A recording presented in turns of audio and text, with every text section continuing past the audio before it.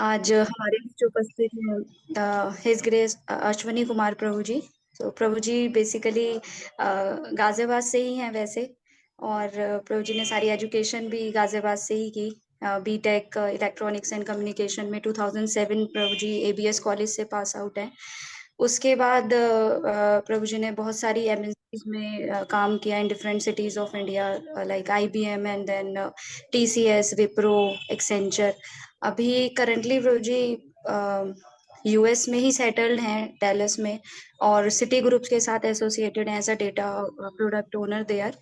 And पिछले कुछ सालों से वहीं सेटल्ड हैं, और प्रीचिंग लेवल पे भी प्रभु जी यूनिवर्सिटीज में प्रीचिंग करते हैं। और इसके अलावा प्रभु जी प्रचार के लिए भगवत गीता क्रैश कोर्सेज या रेगुलर कोर्सेज भी प्रभु जी चला रहे हैं। तो अपने बारे में तो प्रभु जी मैं क्या ही बताऊं, बट हाँ, मैं प्रभु जी की सिस्टर ही हूँ, और प्रभु जी की कृपा ही है कि प्रभु जी ने धीरे धीरे फिर अपनी फैमिली में हम सबको भी जोड़ा, और अभी भी प्रयास करते रहते हैं कि हम जुड़े रहें। तो हम हरे कृष्ण महामंत्र बोल के प्रभु जी का स्वागत कर सकते हैं। हरे कृष्णा कृष्णा कृष्णा हरे हरे, हरे राम हरे राम राम राम हरे हरे, हरे हरे। तो इसी क्लास में रुक्मणी माता जी हैं। तो माँ और बेटा बेटी दोनों इस क्लास में हैं। तो ऐसा पुत्र भगवान सबको दे, और ऐसी पुत्री भी सबको दे, यह उद्देश्य है इस क्लास का। Over to Ashwani Prabhu ji. Hare Krishna. Thank you so much Prabhu ji, बड़ी कृपा है आपकी। प्रभु जी एक बार थोड़ा कंफर्म करेंगे क्या, कोई भक्त की मेरी आवाज ठीक आ रही है? वरना मैं मोबाइल से ज्वाइन करता हूँ। ठीक है, आवाज क्लियर है। Okay, thank you. तो सबसे पहले तो मैं हिज ग्रेस दामोदर लीला प्रभु जी का हृदय से धन्यवाद देना चाहूंगा, जिन्होंने मुझे ये मौका दिया आप सबके सामने भगवत चर्चा करने का। और मैं वीडियोस देखता रहता हूँ गाजियाबाद मंदिर की। अभी यूएस में हूँ पिछले कुछ सालों से, तो गाजियाबाद मंदिर की पिक्चर्स आती रहती हैं, वीडियोस आती रहती हैं। कुछ दिन पहले दामोदर लीला प्रभु जी की अध्यक्षता में वहाँ पे रथ यात्रा भी हुई। तो मुझे लगता है कि वहाँ पे बहुत अच्छा एटमॉस्फेयर ऑलरेडी है, जो टॉपिक हम आज ले रहे हैं। परंतु दामोदर लीला प्रभु जी की कृपा है कि मुझे ट्रेन करने के लिए प्रभु जी टॉपिक देके मुझे सिखाना चाहते हैं। और आप सब भक्त अगर कृपा करेंगे तो मैं डेफिनेटली आपके जो एक्सपेक्टेशन है उनके ऊपर मैं खरा उतरने का प्रयास करूंगा। जैसे कि एक प्रथा है हम लोगों की कि हम सबसे पहले गुरु वंदना शुरू करते हैं, मंगलाचरण करते हैं, सभी गुरु परंपरा का आशीर्वाद लेते हैं, और उसके बाद इस चर्चा को शुरू करेंगे। ओम अज्ञानतिमिरान्धस्य ज्ञानाञ्जनशलाकया चक्षुरुन्मिलितं येन तस्मै श्रीगुरुवे नमः। श्रीचैतन्यमनोभीष्टं स्थापितं येन भूतले स्वयं रूप कदा मह्यं ददाति स्वपदान्तिकम्। वन्देऽहं श्रीगुरु श्रीयुतापदकमलं श्रीगुरून् वैष्णवांश्च श्रीरूपं साग्रजातं सहगणा रघुनाथान्वितं तं सजीवम् साद्वैतं सावधूतं परिजनसहितं कृष्णचैतन्यदेवम् श्रीराधा कृष्णपादान् सहगणा ललिता श्रीविशाखान्वितांश्च नमो विष्णुपादाय कृष्णप्रेष्ठाय भूतले श्रीमते भक्तिवेदांत स्वामिनिति नामिने नमस्ते सरस्वती देवे गौरवाणी प्रचारिणे निर्विशेष शून्यवादी पाश्चात्यदेशतारिणे हे कृष्ण करुणा सिंधु दीनबंधु जगतपते गोपेशा गोपिका कांता नमस्ते तप्त कांचन गौरांगी श्री राधे वृंदावनेश्वरी वृषभानुसुते देवी प्रणमामि हरिप्रिय। जय श्री कृष्ण चैतन्य प्रभु नित्यानंद श्री अद्वैत गदाधर श्रीवासादि गौर भक्तवृंद। हरे कृष्णा कृष्णा कृष्णा हरे हरे, हरे राम राम राम हरे हरे। के आप सभी भक्तों का हृदय से स्वागत है। आज जो टॉपिक हम लोग डिस्कस करेंगे, जो टॉपिक दामोदर लीला प्रभु जी मुझे आदेश किए हैं बोलने के लिए,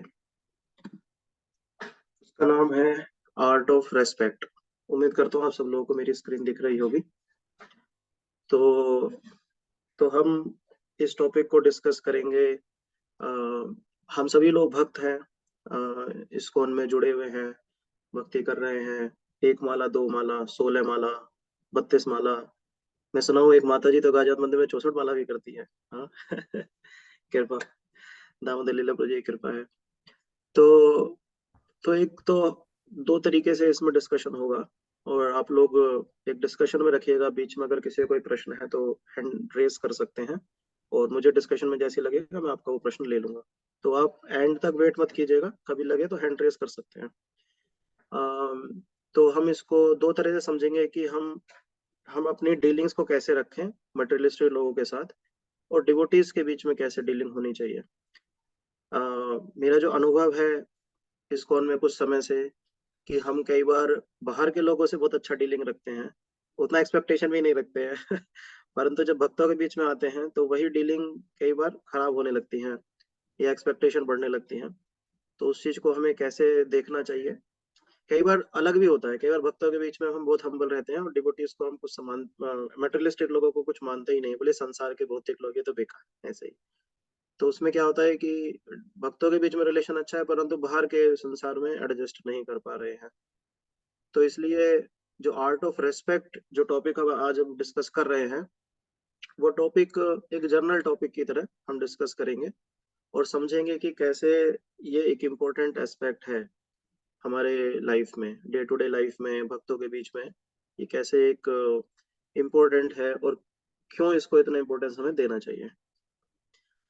तो इसमें जो टॉपिक आज हम लेंगे, इस टॉपिक के अंदर जो हमारा एजेंडा रहेगा डिस्कशन का, वो पहला होगा why it is so important to have a culture of respect। इसके बारे में हम चर्चा करेंगे कि रेस्पेक्ट इतना क्यों जरूरी है। कुछ लोग ऐसे बोल देते हैं कि 16 माला फॉर रेगुलेटरी प्रिंसिपल्स ठीक है ना, ऑफिस ठीक है, मतलब उतना फोकस नहीं रहता है कि हम बाकी चीजों पे भी फोकस करें, डिस्कस करें, उसको सीखें, उतना नहीं रहता है। तो क्यों वो कल्चर बहुत जरूरी है हमारे अल्टीमेट गोल के लिए, जिसको हम बोलते हैं कृष्ण प्रेम, उसको इसमें हम डिस्कस करेंगे। फिर हम समझेंगे कि ये जो कल्चर ऑफ रिस्पेक्ट जिसकी हम बात कर रहे हैं, ये कैसे एक हैप्पीनेस के लिए भी की है। वो हैप्पीनेस किससे आती है? रिलेशनशिप से, है ना। तो जो रिलेशनशिप्स हैं वो बहुत इंपॉर्टेंट है अगर हम हैप्पीनेस इस संसार में लेना चाहते हैं। जैसे पति पत्नी का संबंध है, अगर पति पत्नी ये सोचे कि हाँ ठीक है, तुम बता दो तुम्हें क्या चाहिए, और पत्नी कहते हाँ तुम बता दो तुम्हें भी बस खाना चाहिए ना, ठीक है, तो ये एक तरह से सिर्फ बिजनेस ट्रांजैक्शन सा चल रहा है ना। तो उसमें एक एक गाढ़ापन नहीं आता उस रिलेशनशिप में, और फिर वो गाढ़ापन जब मिसिंग है तो उसमें फिर आनंद की भी अनुभूति उतनी नहीं होती है। अगर वर्क प्लेस पे भी अगर हम देखें, मान लीजिए ऑफिस में काम करने जा रहे हैं और हम बस जाके अपना काम कर दिया और बस अपना खत्म, तो आपको कुछ दिन बाद काम में ऐसा लगने लगेगा बहुत मोनोटोनस हो रहा है, मुझे कुछ और चाहिए, है ना। क्यों? क्योंकि अभी वहां पे एम्प्लॉयर के साथ वो रिलेशनशिप नहीं है जिसमें एम्प्लॉयर बोल रहा है कि एम्प्लॉयर अप्रिशिएट कर रहा है आपके काम को, और आप भी उसमें मन से हृदय लगा के उसमें कि भगवान ने मुझे ये सेवा दी है, मुझे करनी है, उस तरह का अगर रिलेशनशिप बिल्ड नहीं हुआ है तो वहां भी हैप्पीनेस नहीं आता है। फिर हम डिस्कस करेंगे सीक्रेट फॉर डेवलपिंग रेस्पेक्ट। कई बार कुछ लोग बोलते हैं कि प्रभु जी क्या करें, भक्ति में आने से पहले हम इतने बिगड़ गए थे कि अभी भक्तों के बीच में रह के भी रेस्पेक्ट वाली फीलिंग नहीं आती है एक दूसरे के प्रति, या भक्ति में आने के बाद अब हम बाहर के लोगों को उतना रेस्पेक्ट नहीं दे पाते हैं। तो हमारा जनरल व्यू नहीं बन पा रहा है सब लोगों के प्रति रेस्पेक्ट देने का। तो वो कैसे बने, उसको इस जो आज का हमारा आइटम है सीक्रेट फॉर डेवलपिंग रेस्पेक्ट, इसमें हम उसको डिस्कस करेंगे। फिर हम डिस्कस करेंगे फॉल्ट फाइंडिंग के बारे में, कि फॉल्ट फाइंडिंग कैसे रिस्पेक्ट एटीट्यूड को किल कर देता है ना। तो फॉल्ट फाइंडिंग में जैसे जैसे किसी के प्रति फॉल्ट फाइंडिंग होने लगता है, अब आप उसे रेस्पेक्ट नहीं करना बंद कर देंगे, है ना। तो वो भी हम डिस्कस करेंगे। भागवतम में बहुत अच्छा पास टाइम है इसके बारे में, उसको हम डिस्कस करेंगे। फिर कुछ प्रैक्टिकल टिप्स भी, है ना। जैसे कुछ लोग बोलते हैं कि बहुत तो ज्ञान हो गया, बट अब कुछ मुझे आप ऐसा भी तो बताओ जो मैं अप्लाई इमीडिएटली कर लूँ, है ना। तो ऐसे कुछ प्रैक्टिकल टिप्स भी हम इसमें आज डिस्कस करेंगे। Give me 1 minute. अच्छा ओके, कुछ भक्त कह रहे हैं कि आवाज ठीक नहीं आ रही है। तो जी मैं मोबाइल यूज करूंगा, चैट पे कुछ लोग आ रहे हैं, मैं मोबाइल से ज्वाइन करता हूँ, मुझे 1 मिनट दीजिए। मुझे तो क्लियर आ रही है, एक ही चैट आया है बस, बाकी का तो ठीक लग रहा है शायद। अच्छा फिर मुझे 1 2 डाला होगा, कुछ- सॉरी। ओके अच्छा, ठीक है, मैं शुरू करता हूँ। जहाँ भी आपकी आज्ञा होगी मेरे को तो बता दीजिएगा प्लीज, मैं फिर पूछ लेते हैं एक pronunciation. Bar. Voice is clear वैसे तो लिख के आ रहा है। कईयों का मोबाइल का वॉल्यूम भी कम रहता है, पूछ सकते हैं भक्तों से। अच्छा, आप सभी भक्तों का अगर कुछ आवाज, नवीन प्रो बोल रहे हैं ठीक है, संयोगिता माता जी भी कह रही हैं हाँ, पहले पहले वीक था, अभी बेटर है, भाई स्टार्टिंग में बेटर था। है। Okay okay okay, thank you. Thank you bro. तो आज का जो हमारा टॉपिक है इसमें हम ये सब जो आइटम है वो डिस्कस करेंगे। तो let's start with the first one. जो पहला हमारा एजेंडा है, why is it so important to have a culture of respect. कि भक्तों के बीच में हम देखें तो कई बार रेस्पेक्ट क्यों मिसिंग हो जाती है पता है, क्योंकि हम भक्तों को वैल्यू ही नहीं करते, है ना। जैसे एक पास टाइम आता है एक राजा का, तो वो राजा क्या हुआ कि किसी व्यक्ति से बहुत खुश हो गया कि अरे आप तो बहुत ही अच्छे गायक हो, मैं बहुत मतलब मैं तो कब से सोच रहा था कि ऐसा आनंद मुझे मिले, पर आपने ऐसा संगीत गाया कि मतलब मैं तो एकदम खुशी हो गया। और बोले अब आप कीजिए, अब आप डेली हमारे लिए गाइए, हम आपको एक सेपरेट एक महल दे रहे हैं, आप इसमें रहिए, नौकर चाकर सब है, पूरी फैसिलिटी है, और आपको हमारे लिए गाना है डेली 1 घंटा 2 घंटा, आप रहिए, सब सुविधाएं देता हूँ मैं आपको। तो राजा ने उनको सब सुविधाएं दी, उस व्यक्ति को खुश हुआ, उस व्यक्ति को सारी सुविधाएं दी, और उस वो व्यक्ति अपना पास के किसी जो राजा ने प्रोवाइड कराया था एक छोटा सा महल, सब नौकर चाकर सब उसको सुविधाएं दी, उसमें रहने लगा। कुछ दिन बाद राजा का मन हुआ कि चलो मैं एक बार देख के आता हूँ, उस व्यक्ति मिल के आऊं। हालांकि डेली वो आके गाना गा रहा था, बट राजा का मन हुआ कि एक बार थोड़ा देख के आए क्या सुविधा है, सब ठीक है क्या नहीं। तो राजा वॉक पे था, बाकी भी मंत्री भी राजा के साथ थे। तो राजा फिर उसके महल में गया, किसी ने उसको पहले इन्फॉर्म किया कि अरे राजा साहब आ रहे हैं। तो उसने भी फिर जो मेन उसका सिंहासन था वो राजा को ऑफर किया बैठने के लिए। फिर राजा के सामने वो बैठा, तो राजा ने कहा भाई मैं तो ऐसे ही आया था, आप सब ठीक रह रहे हो ना, महल में आपको जो दिया सब ठीक है। तो बोला कि अरे महाराज ये तो सब, महाराज क्या बस महाराज आपकी कृपा है महाराज, हम क्या है, हम तो कुछ भी नहीं थे, सड़क पे गा रहे थे, आपकी कृपा से ये सब महल वगैरह आप दे दिए, सब व्यवस्था आप कर दिए हैं। तो बोले नहीं नहीं, मैं आप बताइए कुछ चाहिए तो, आपको कुछ चीज की कमी तो नहीं है, कुछ आपकी ऐसी इच्छा जो पूरी नहीं हो पा रही है, मैं उसको पूरी करने का प्रयास करूंगा। तो उसने कहा नहीं नहीं महाराज वैसे तो सब ठीक है। बोले नहीं नहीं बताओ, कुछ कुछ है तो बताओ, करते हैं उसको। तो बोला राजा साहब बस वो बात थी कि मेरे बचपन से ही मन में ना हल्की सी डिजायर थी कि सोना थोड़ा सा मैं देख लेता, कभी थोड़ा सोना अगर मेरे पास मिल जाए, मतलब थोड़ा सा ही, थोड़ा अगर मेरे पास सोना अगर रहेगा गोल्ड तो अच्छा लगता महाराज मुझे, थोड़ा सा वो डिजायर थी मेरी। तो राजा के साथ राजा के मंत्री भी आए थे। जब उसने ये कहा तो राजा हंसने लगा, सारे मंत्री भी हंसने लगे। तो वो सोचा कि पता नहीं मैंने कुछ अपराध तो नहीं कर दिया, कह के कहीं एकदम से तो ऐसा नहीं हो जाता कि जैसे होता है ना कि एकदम से हंसेगा और एकदम से गुस्से में तलवार निकालेगा और गला काट देगा। तो उसे लगा कुछ अपराध तो नहीं मैं कर दिया। तो एकदम से बोले अरे राजा साहब सॉरी, हम ज्यादा मांग लिए शायद, तो बस एक मतलब थोड़ा सा ही, मतलब चुटकी भर दे देंगे तो भी चलेगा। तो राजा बोला कि, तो जब राजा ने ये सुना तो और भी ज्यादा हंसने लगा। तो फिर उसे लगा कि नहीं नहीं मुझे मांगना ही नहीं चाहिए। तो बोला अरे राजा साहब सॉरी सॉरी, मुझे मांगना, मेरा राजा इतना सब आप दिए हैं, मोहम्मद हमसे तो बहुत बड़ा अपराध हो गया, हमें माफ कर दीजिए। तो राजा और जोर से हंसने लगा। तो अब फिर उसे समझ में नहीं आ रहा क्या होगा, वो हाथ जोड़ के वो वेट कर रहा है कि क्या होगा अभी। तो जब सब लोग हंसे, राजा उनके मंत्री वगैरह, फिर राजा उसको बोला कि जिन चप्पलों को आप पहन रहे हो ना इस समय, जो दास आपके आसपास खड़े हैं वो जो चप्पलें पहन रहे हैं, कपड़े पहन रहे हैं, आप जो कपड़े पहन रहे हो, जो किचन में आप बर्तन आपके पास आ रहे हैं प्रसाद परोस, ये सब सोने का है, इस महल की सारी दीवार भी सोने की है, समझिए। और आप क्या मांग रहे हो, मुट्ठी भर दे दो, चुटकी भर दे दो। तब उसे रियलाइज हुआ कि एक्चुअली वो तो सोने के महल में ही रह रहा था, वहां पे सारी चीजें सोने की ही थी। तो ये पॉइंट मैं क्यों बोल रहा हूँ कि कई बार हम भक्तों के समाज में रहते हैं, हम डेली मंगल आरती बोलते हैं, मंगल आरती के बाद जब हम सारे अपराध बोलते हैं तो लास्ट में क्या बोलते हैं, every devotee who claims to be a Vaishnava must carefully guard against all these offenses in order to quickly achieve the desired success. Krishna प्रेम, तो हमारा अल्टीमेट ऑब्जेक्टिव जब कृष्ण प्रेम है, एक्चुअली वो अवेलेबल है हम लोग के पास, हर डिवोटी के हृदय में कम ज्यादा भरपूर किसी न किसी क्वांटिटी में अवेलेबल है। जो भक्त पहली बार मंदिर आ रहा है उसके हृदय में कुछ तो कृष्ण प्रेम है ही, वरना मंदिर ही क्लब चला जाएगा करने, है ना। और जो भक्तों को टाइम हो गया है, जो भक्त हम लोग साथ भक्ति में आगे बढ़े, उनके हृदय में प्रेम है, सूर्य माला कर रहे हैं। भक्त ऐसे हैं जो सीनियर हो गए हैं, बहुत प्रचार कर रहे हैं, उनके हृदय में और भी ज्यादा है। शुद्ध भक्त है, उनका तो हृदय कृष्ण प्रेम से भरा पड़ा है।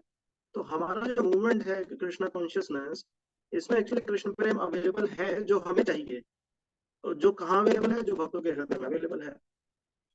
तो जब हम इन बातों को जानते हैं तो उस समय ऑटोमेटिक ही हमें उस चीज के प्रति रेस्पेक्ट आ जाती है कि अच्छा हाँ, ये जैसे इस स्टोरी के बारे में देखें, और ये व्यक्ति जो पूरे जीवन डिजायर कर रहा था सोने की, वो सोना वहां पे अवेलेबल था जहाँ वो रह रहा था, है ना। चारों तरफ वो सोना अवेलेबल है और उसे पता ही नहीं कि सोना है, जो वो चाह रहा है हरे वो वहाँ पे कृष्ण। अवेलेबल ही है ना। अश्वनी कुमार प्रभु जी, शायद नेटवर्क इसको की वजह से ना, नेटवर्क की वजह से वॉइस ब्रेक हो रही है जैसे लग रहा है लगभग। It is possible to join from mobile. yes yes yes give me 1 minute.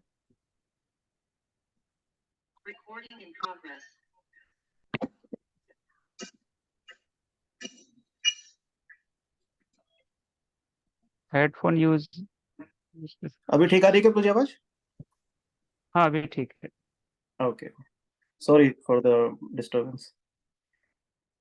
तो मैं बस यही कह रहा था कि जब हम इस कृष्णा कॉन्शियसनेस मूवमेंट में हैं, तो जो चीज, जो कृष्ण प्रेम हम एस्पायर कर रहे हैं, वो एक्चुअली भक्तों के हृदय में अवेलेबल है। हमारे आसपास जितने भी भक्त हैं सबके पास वो है, बट हमें उसकी वैल्यू नहीं पता है, बस ये हो जाता है। तो इसलिए डिसरेस्पेक्ट आ जाती है कई बार, और भी बहुत सारे रीजंस हैं जो हम डिस्कस करेंगे।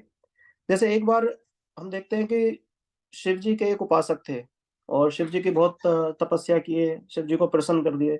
शिव जी प्रकट हुए, तो शिव जी बोले कि भाई बताओ क्या चाहिए। तो मेरी बहुत तपस्या की, और क्या चाहिए? बोले मुझे इस संसार की ना, मतलब सबसे कीमती वस्तु मुझे चाहिए, कुछ भी, मतलब बहुत एकदम कीमती चाहिए, मतलब उससे कम कुछ नहीं, मतलब बहुत कीमती। तो शिव जी बोले कि अच्छा अच्छा ठीक है, एक काम करो, वृंदावन चले जाओ, वहां पे सनातन गोस्वामी जी भजन करते हैं, और किसी से पूछ लेना, बता देंगे। और सनातन गोस्वामी से बोलो कि ऐसे ऐसे शिव जी मुझे भेजे हैं, और हमें संसार की सबसे कीमती वस्तु दे दो। बोले उनके पास है, उनसे तुम जाके ले लो। तो ये साउथ इंडियन ब्राह्मण थे, तो गए सनातन वृंदावन, पता वगैरह पूछते पूछते सनातन गोस्वामी के पास गए। सनातन गोस्वामी जी को प्रणाम किया।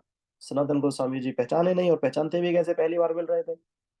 तो फिर ये अपना इंट्रोडक्शन दिए, बोले जी मैं साउथ इंडिया का ब्राह्मण हूँ, और ऐसे ऐसे मैं तो शिव जी का उपासक हूँ, और शिव जी मुझे बोले हैं कि आपके पास आऊं मैं, और आपसे मैं सबसे कीमती वस्तु ले लूं, मैं आपसे जो सबसे कीमती वस्तु आपके पास है।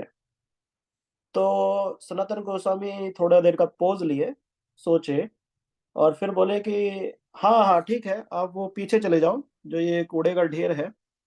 बोले हाँ दिख रहा है मुझे, बस उसमें वो पारस मणि पड़ी हुई है, वो आप ढूंढ के ले लो अपने आप। तो ये गया, पहले तो इसे विश्वास ही नहीं हुआ कि कूड़े के ढेर में सबसे कीमती चीज। फिर गया, और फिर इसने वहां से ढूंढा वहां पर, तो इसे वो पारस मणि मिली। एकदम खुशी हो गया ये तो। अरे हम लोग तो देखिए कितना प्रयास कर रहे हैं धनी बनने का, और इसे एकदम से कूड़े के ढेर में वो पारस मणि मिल गई। कुछ भी टच करो तो सोना बन जाए। तो इसने पारस मणि ली और चलने लगा। थोड़ी देर चला ही था, फिर इसे लगा कि ये मैटर समझ में नहीं आया, जब ये सबसे कीमती चीज है तो ये कूड़े के ढेर में क्यों पड़ी हुई है। तो इसने फिर वहां पर शिव जी को प्रार्थना की। शिव जी प्रकट हुए, तो बोले नहीं, तुम उनको जाके बोलो मुझे पारस मणि नहीं, सबसे कीमती वस्तु चाहिए, जो सबसे कीमती चीज है वो मुझे दो। तो कहता कि अच्छा ठीक है।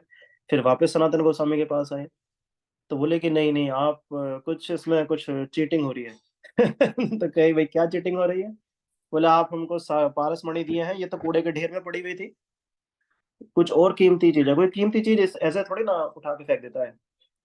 तो तब सनातन गोस्वामी रिवील किए कि ठीक है, ये लीजिए आप माला, और हरे कृष्णा महामंत्र कीजिए। तो जो प्रेम धन हम एस्पायर कर रहे हैं हम सभी भक्त, वही सबसे कीमती चीज है, और जैसा हमने डिस्कस किया वही सबके भक्तों के हृदय में अवेलेबल है।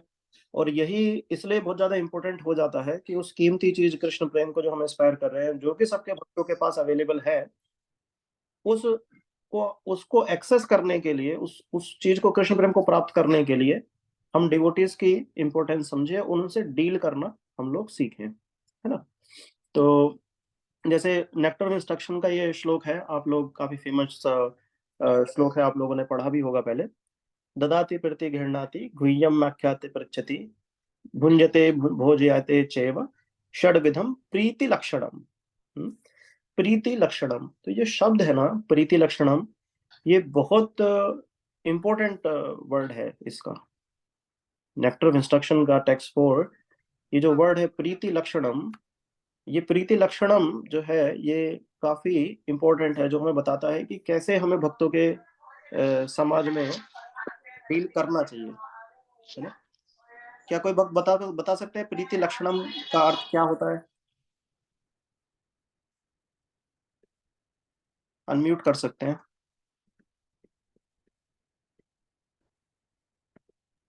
हरे कृष्ण प्रभु जी। हरे कृष्ण बताइए।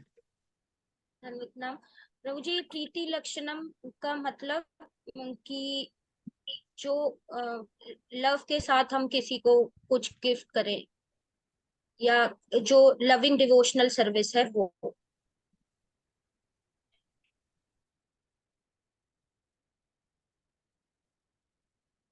प्रभु जी म्यूट है आपका।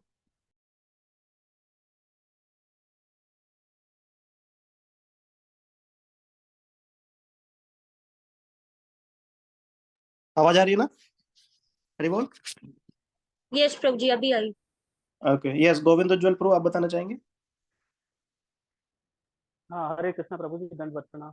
डन प्रभु जी, उपदेशामृत में बताया गया है कि भक्तों को आपस में, डिवोटी को गिफ्ट लेना देना और कॉन्फिडेंस में हर्ट रिवील करना, ये प्रीति लक्षण है। इससे प्रीति बढ़ती है आपस में। हाँ, ये भक्ति बढ़ती है, ये अनुकूल है भक्ति में, को प्रोग्रेस करने में ये चीजें हेल्प करती है। हरे कृष्ण। करेक्ट करेक्ट, है ना।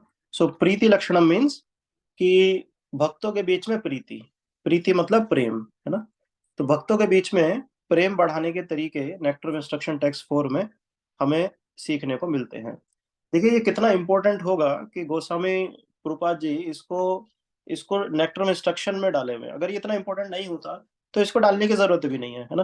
फिर तो ये हो जाता कि भाई ठीक है, सारे टेक्स्ट शायद चैंटिंग के ऊपर ही होते, है ना, सब कुछ चैंटिंग के ऊपर होता, या सब कुछ और चीजों के ऊपर होता, है ना। परंतु नेक्टर ऑफ इंस्ट्रक्शन में प्रभुपाद गोस्वामी महाराज डाले इसको। इसका मतलब क्या है? इसका मतलब यह है कि ये बहुत इंपॉर्टेंट है कि हम भक्तों के बीच में हम प्रीति रखें, है ना। तो जैसे एक परिवार है, परिवार के बीच में अगर प्रीति नहीं है तो क्या होगा? मान लीजिए एक फैमिली है, फैमिली के बीच में अगर प्रीति नहीं है, प्रेम नहीं है, तो उसके बाद क्या होगा कि परिवार में उतना प्रेम नहीं होगा, हमेशा कलह रहेगी, है ना। और हमेशा जब कलह रहेगी तो कोई सुख महसूस करेगा ही नहीं, है ना। इसी तरह डिवोटीज का जो परिवार है, डिवोटीज का भी एक परिवार होता है ना? जैसे हम कृष्णा कॉन्शियस में एक फैमिली की तरह है। आप देखिए कोई भी फेस्टिवल आता है गाजियाबाद मंदिर में, तो फिर सब लोग एक साथ आके सब लोग सेवा करने लगते हैं। परंतु अगर अगर प्रेम नहीं होगा तो कैसे कोई फेस्टिवल सेलिब्रेट होगा? कैसे कोई होम प्रोग्राम हो सकता है? कैसे हम आउटरीच कर सकते हैं? पॉसिबल ही नहीं है ना। तो इसलिए एक परिवार जो है हमारा भक्तों का, उसके बीच में ये प्रीति लक्षणम होना बहुत जरूरी है। और उस प्रीति लक्षणम के लिए ये 6 बातें श्री रूपा गोस्वामी बताते हैं कि ऑफरिंग गिफ्ट्स इन चैरिटी, जैसा आप लोग भी बता रहे थे अभी, कि accepting charitable gifts, revealing one's mind in confidence, inquiring confidentiality and accepting prasad and offering prasad, है ना। तो तो ये जो प्रीति लक्षणम है, कई बार इसको ऐसे लिया जाता है कि हाँ मतलब ये तो बिगनर के लिए है, नया नया कोई भक्त आ रहा है उसको सिखाने के लिए है ना। परंतु ये प्रीति लक्षणम जो है ये हमेशा अप्लाई होता है। हम जब सीनियर हो जाते हैं, मैनेजर पोजीशन पे हैं, है ना, लीडर पोजीशन पे हैं, तब भी ये एप्लीकेबल है ना। From from the first person, from the first day we came into Krishna consciousness to the last day when we'll go back home back to Godhead. तो everyone it is applicable कि कैसे प्रीति होनी चाहिए, कैसे प्रीति हम एक दूसरे के प्रति रखें हैं। तो मैनेजर्स के बीच में ये कैसे एप्लीकेबल है, जैसे आप देखेंगे कि मान लीजिए आपको कोई आप अथॉरिटी हैं, मान लीजिए आपका फाइनेंस, किसी फेस्टिवल में फाइनेंस आपको देखना है, पैसे का आपको देखना है, डोनेशन इकट्ठा करना है ना, और आपको भी हेल्प चाहिए, है ना। मान लीजिए गाजियाबाद मंदिर के लिए आपको मिला कोई एरिया कलेक्शन करने के लिए, आप उसको उस एरिया का कलेक्शन आपको देखना है, डोनेशन का। और क्योंकि अब आप अथॉरिटी हैं उसके लिए, तो अब आप अब आप मान लीजिए किसी को अप्रोच करते हैं, आपको हेल्प चाहिए, आप अकेले तो इतने बड़े एरिया को नहीं संभाल सकते, है ना। और हम किसी भक्त को इस तरह से अप्रोच करते हैं कि प्रभु जी देखिए मैं अथॉरिटी हूँ, है ना, मुझे दामोदर लीला प्रभु जी कहे हैं कि पूरी पंचवटी का तो आप देखिए, है ना। और तो अब आपको मैं बोल रहा हूँ, आप ये 10 घर में जाइए और आपको इतना पैसा वहां से लेके आना है ना। तो अब अथॉरिटी तो एक तो होता है कि हम सेवा किस बेसिस पे करवा रहे हैं, क्योंकि मैं अथॉरिटी हूँ और इसलिए मुझे करना चाहिए। जैसे पहले आप देखेंगे जो MBA प्रोग्राम्स होते हैं जितने, तो उसमें पहले एक टर्म यूज होती थी लीडरशिप, सिर्फ लीडरशिप बोलते थे। तो लीडरशिप में क्या रहता है ना इस टर्म में, कि लीडरशिप में एक अथॉरिटी आती है ना। तो अथॉरिटी में क्या होता है कि ईगो डेवलप होती है, और उस ईगो में कई बार क्या होता है कि व्यक्ति, क्योंकि मैं अथॉरिटी हूँ इसलिए आप मेरे लिए काम करो, ये चीज निकल के आती है। तो जैसे आप लोग भी काफी लोग बाहर सर्विस करते होंगे कंपनीज में, और तो इसी तरह हमारे पास मंदिर में भी भक्तों के बीच में भी कुछ अथॉरिटी आ जाती है ना। जैसे मान लीजिए भक्ति रक्षा को चला रहा है, भक्ति रक्षा लीडर हो सकता है वो, है ना। कोई व्यक्ति सर्कल लीडर हो सकता है, सर्कल लीडर मतलब उसके अंडर में कुछ भक्ति रक्षा चल रहे हैं। तो अलग अलग लेवल पे हम लोगों की अथॉरिटी। सॉरी म्यूट हो गया प्रभु जी आपका, तो सॉरी म्यूट हो गया। ओ, ये पता नहीं ऑटोमेटिक म्यूट पे कैसे हो रहा वो है, माफ मेरी कीजिएगा। मेरे मेरे वजह से हो गया पता नहीं था। अच्छा अच्छा तो तो कैसे रहता है ना कि अथॉरिटी के बेसिस पे हम किसी से काम नहीं करवा पाएंगे, वो सस्टेनेबल नहीं है कि मैं अथॉरिटी हूं तो इसलिए मेरे लिए करो, वो जमेगा नहीं। वो लॉन्ग लॉन्ग लास्टिंग इसलिए नहीं है क्योंकि व्यक्ति एक बार दो बार तो करेगा, पर वो थर्ड टाइम फोर्थ टाइम कहने लगे, सी प्रभु जी मेरा ना एक्चुअली हेल्थ का इशू है, मैं नहीं कर पाऊंगा तो अभी वो कट गया, क्योंकि रिलेशनशिप तो डेवलप है नहीं, और अथॉरिटी के बेसिस पे हम उसे कुछ करने के लिए बोल रहे हैं। बोले नहीं आपको करना पड़ेगा, बोले नहीं हरे कृष्णा मैं नहीं करूंगा। तो प्रीति लक्षणम सर्विस करने और करवाने के लिए, दोनों के लिए बहुत ज्यादा जरूरी है। तो मैनेजर्स के लिए क्या अप्लाई होता है कि अगर मैनेजर प्रीति नहीं रखेंगे अपने सर्कल में, किसी भी स्तर पे, अगर आप कंपनी में मैनेजर हैं, कंपनी में टीम लीड हैं, और आपका सबॉर्डिनेट्स के प्रति प्रीति नहीं है, उनकी केयर नहीं करते हैं, तो जब काम आएगा और आप उनसे बोलेंगे तो फिर वो आपकी अथॉरिटी काम नहीं करेगी, है ना। इसी तरह मान लीजिए कि, तो एक तो हमने ये केस देखा, दूसरा केस ये हो सकता है कि एक जेन्युइन वेलविशर की तरह हम उसके पास जाए और कि हम उसकी केयर करते हैं। तो जब क्या होता है, जब सर्विस आती है, मान लीजिए डिसाइड हुआ कि ठीक है ये वहाँ का डोनेशन देखेंगे, अब जो डोनेशन कर लेने वाला है उसको भी पता है कि भाई मेरे को बड़ी सर्विसेज करनी है, तो उसने पहले से ही, वो प्रीति है, उसकी रिलेशनशिप उसने अच्छा डेवलप किया हुआ है सभी डिवोटीज के साथ, तो उससे क्या होगा, उसके लिए डील करना इजी हो जाएगा, है ना, क्योंकि वो केयर करता है। तो मान लीजिए वो कहे कि देखिए हमें दामोदर लीला प्रभु जी सर्विस दिए हैं यहाँ से डोनेशन की, और मैं तो काफी तारीफ कर रहे थे आपकी, मैंने भी आपका नाम रिकमेंड किया कि प्रभु जी तो काफी डोनेशन लेके आ रहे हैं 3-4 साल से, और इस साल भी अच्छा है, हम प्रभु जी को ये 10 हाउसेस 20 हाउसेस हम प्रभु जी के अंडर में रहेंगे, और प्रभु जी इतना डोनेशन लेके आएंगे, है ना। या फिर कमेटी ने ये डिसाइड किया है कि प्रभु जी संकीर्तन करते हैं, इस एरिया के संकीर्तन लीडर हम प्रभु जी को बनाएंगे, और प्रभु जी आप ये सर्विस कर सकते हैं क्या, है ना। तो क्योंकि हमारा पहले से रिलेशन डेवलप है, और हम उस रिलेशनशिप को वैल्यू करते हुए और सामने वाले की केयर करते हुए इस तरह से जब रखते हैं, तो कई बार मैंने खुद देखा है अपने डैलस में भी, कि एक डिवोटी को बेबी हुआ था, 1-2 साल का ही था, और जब उनको इस तरह से अप्रोच किया गया, तो हालांकि बिजी था शेड्यूल, बट वो खुद बोले कि नहीं प्रभु जी, हाँ वैसे थोड़ा बिजी चल रहा है मेरा, फैमिली, अभी बेबी छोटा है, but no problem Prabhu ji, I will take up this service, no problem Prabhu ji. और हम लास्ट ईयर से भी ज्यादा अच्छे तरीके से इस बार सर्विस करेंगे, है ना।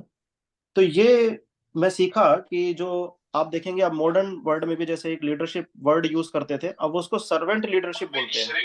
आपने सुना होगा एमबीए में भी, जो एमबीए के प्रोग्राम्स जो भी चलते हैं ना अभी, उसमें वो टर्म को चेंज कर दिए हैं। अब वो सिखा रहे हैं सर्वेंट लीडरशिप। मतलब जो लीडर हैं, आप सिर्फ लीडर नहीं है, आप सर्वेंट लीडर है। मतलब मेरे मेरे अंदर दास का एक भाव होना चाहिए कि मैं दास हूँ, दास के रूप में मैं सेवा कर रहा हूँ। और जहाँ वो अथॉरिटी वाली फीलिंग आती है, वहां पे फिर वो रिलेशनशिप नहीं बिल्ड हो पाता है। कुछ वक्त म्यूट पे जा सकते हैं। Yes, thank you.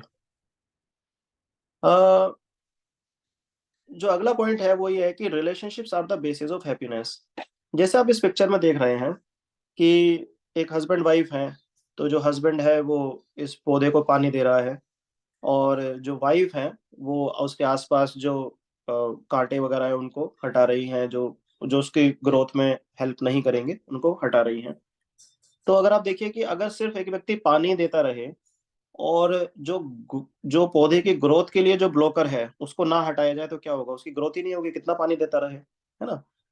और अगर पानी ना दिया जाए पर उसके सिर्फ जो ब्लॉकर है उस पौधे को बढ़ाने के लिए उसको हटाते रहे, तो भी कोई फायदा नहीं है। दोनों जरूरी हैं, राइट। इसी तरह से किसी भी रिलेशनशिप, जहाँ रिलेशनशिप की बात आती है, वहां पे एक से ज्यादा लोगों की हम बात करते हैं, है ना। तो जब एक से ज्यादा लोग आ जाते हैं तो उनका पर्पस क्या है? अब भाई एक से ज्यादा लोग तो बहुत सारी चीजों में आते हैं, इंद्रिय तृप्ति में भी आते हैं, और बहुत से ज्यादा लोग कृष्णा कॉन्शियसनेस में भी आते हैं। जैसे पांडव भी आए एक साथ, और दुर्योधन भी आए, दुर्योधन और भाई सब कौरव भाई भी आए सब एक साथ, है ना। परंतु पांडवों का पर्पस क्या है?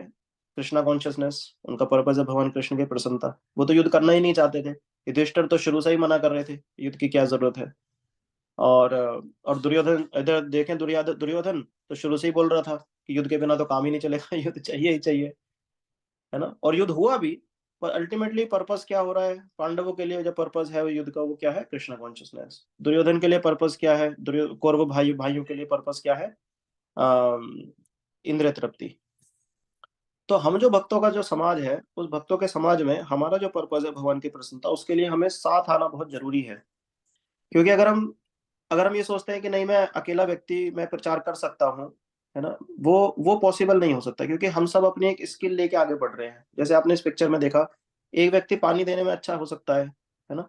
एक व्यक्ति उस पौधे को रोकने के लिए जो ब्लॉकर है उसको हटाने में एक्सपर्ट हो सकता है ना। इसी तरह भक्ति में हम आते हैं, तो कुछ भक्त शास्त्र पढ़ने में अच्छे हो सकते हैं पर वो आउटरीच में अच्छे नहीं है।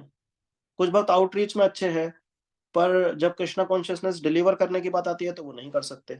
कुछ भक्त संकीर्तन में अच्छे हैं पर फिलोसफी में वो अच्छे नहीं है, है ना। कुछ भक्त मैनेजमेंट में बहुत अच्छे हो सकते हैं, परंतु फिर वो संकीर्तन में हो सकता है उतने अच्छे ना हो, है ना। तो हमारा जो मूवमेंट है, इसमें हमें साथ आके काम करना बहुत जरूरी है।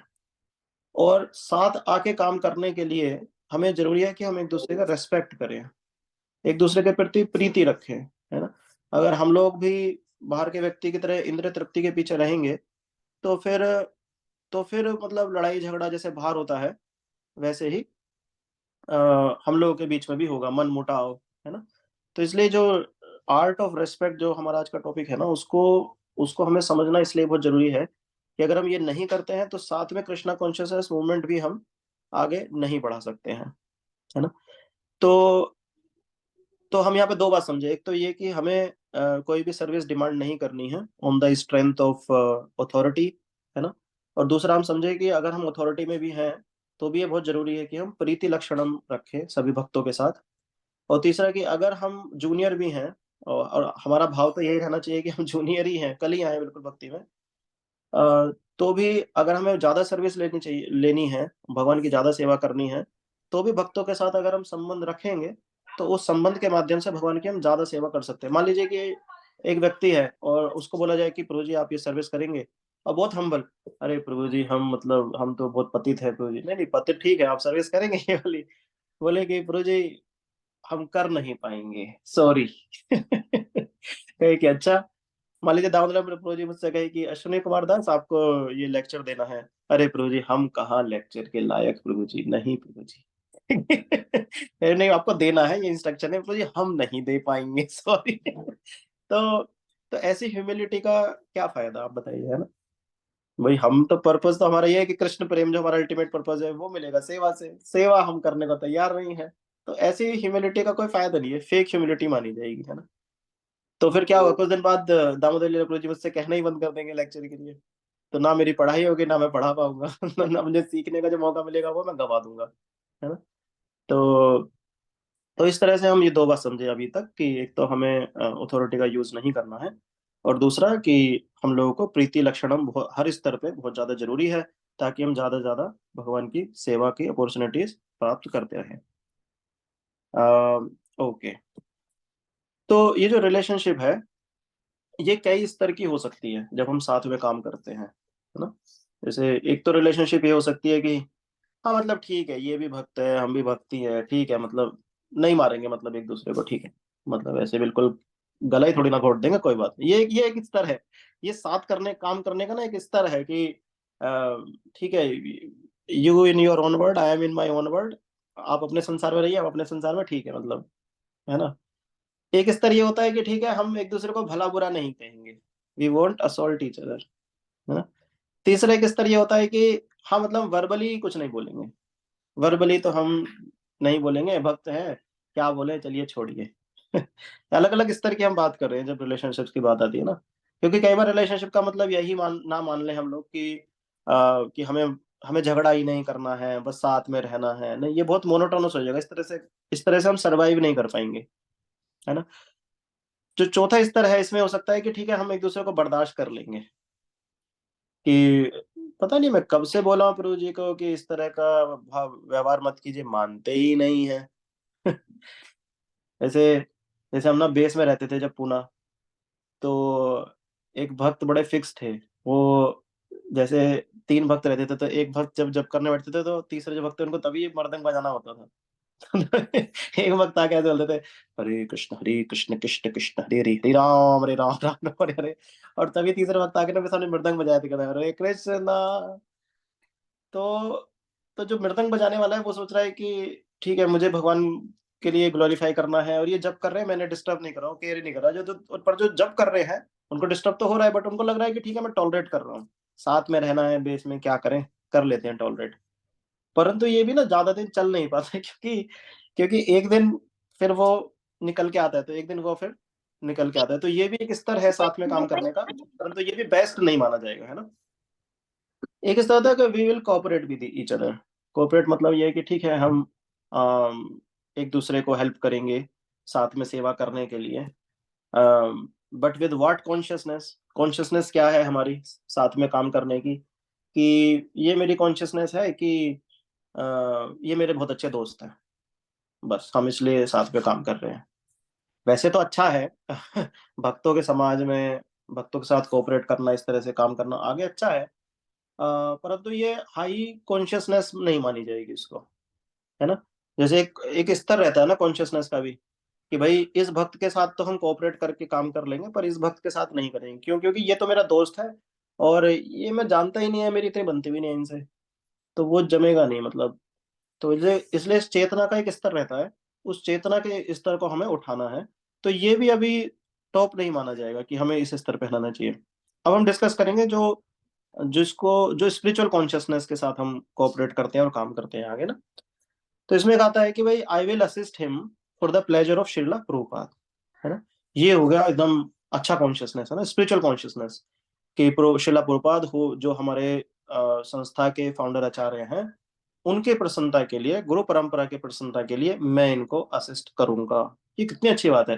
देखिए इसमें एक तो ईगो नहीं आ रहा है कि मैं कुछ हूं, है ना, और इसमें इसमें बहुत सेफ हो आप, है ना। सेफ मतलब कि अब कोई इजीली करेक्शन दे सकता है। अगर हम ईगो में चलते हैं तो कई बार करेक्शन देने वाले भी डरता है कि यार मैं इसे करेक्शन दे दूं, कभी ऐसा तो ना हो कि माला ही बीट बैग ही अलग रख दे, आना ही बंद कर दे, है ना।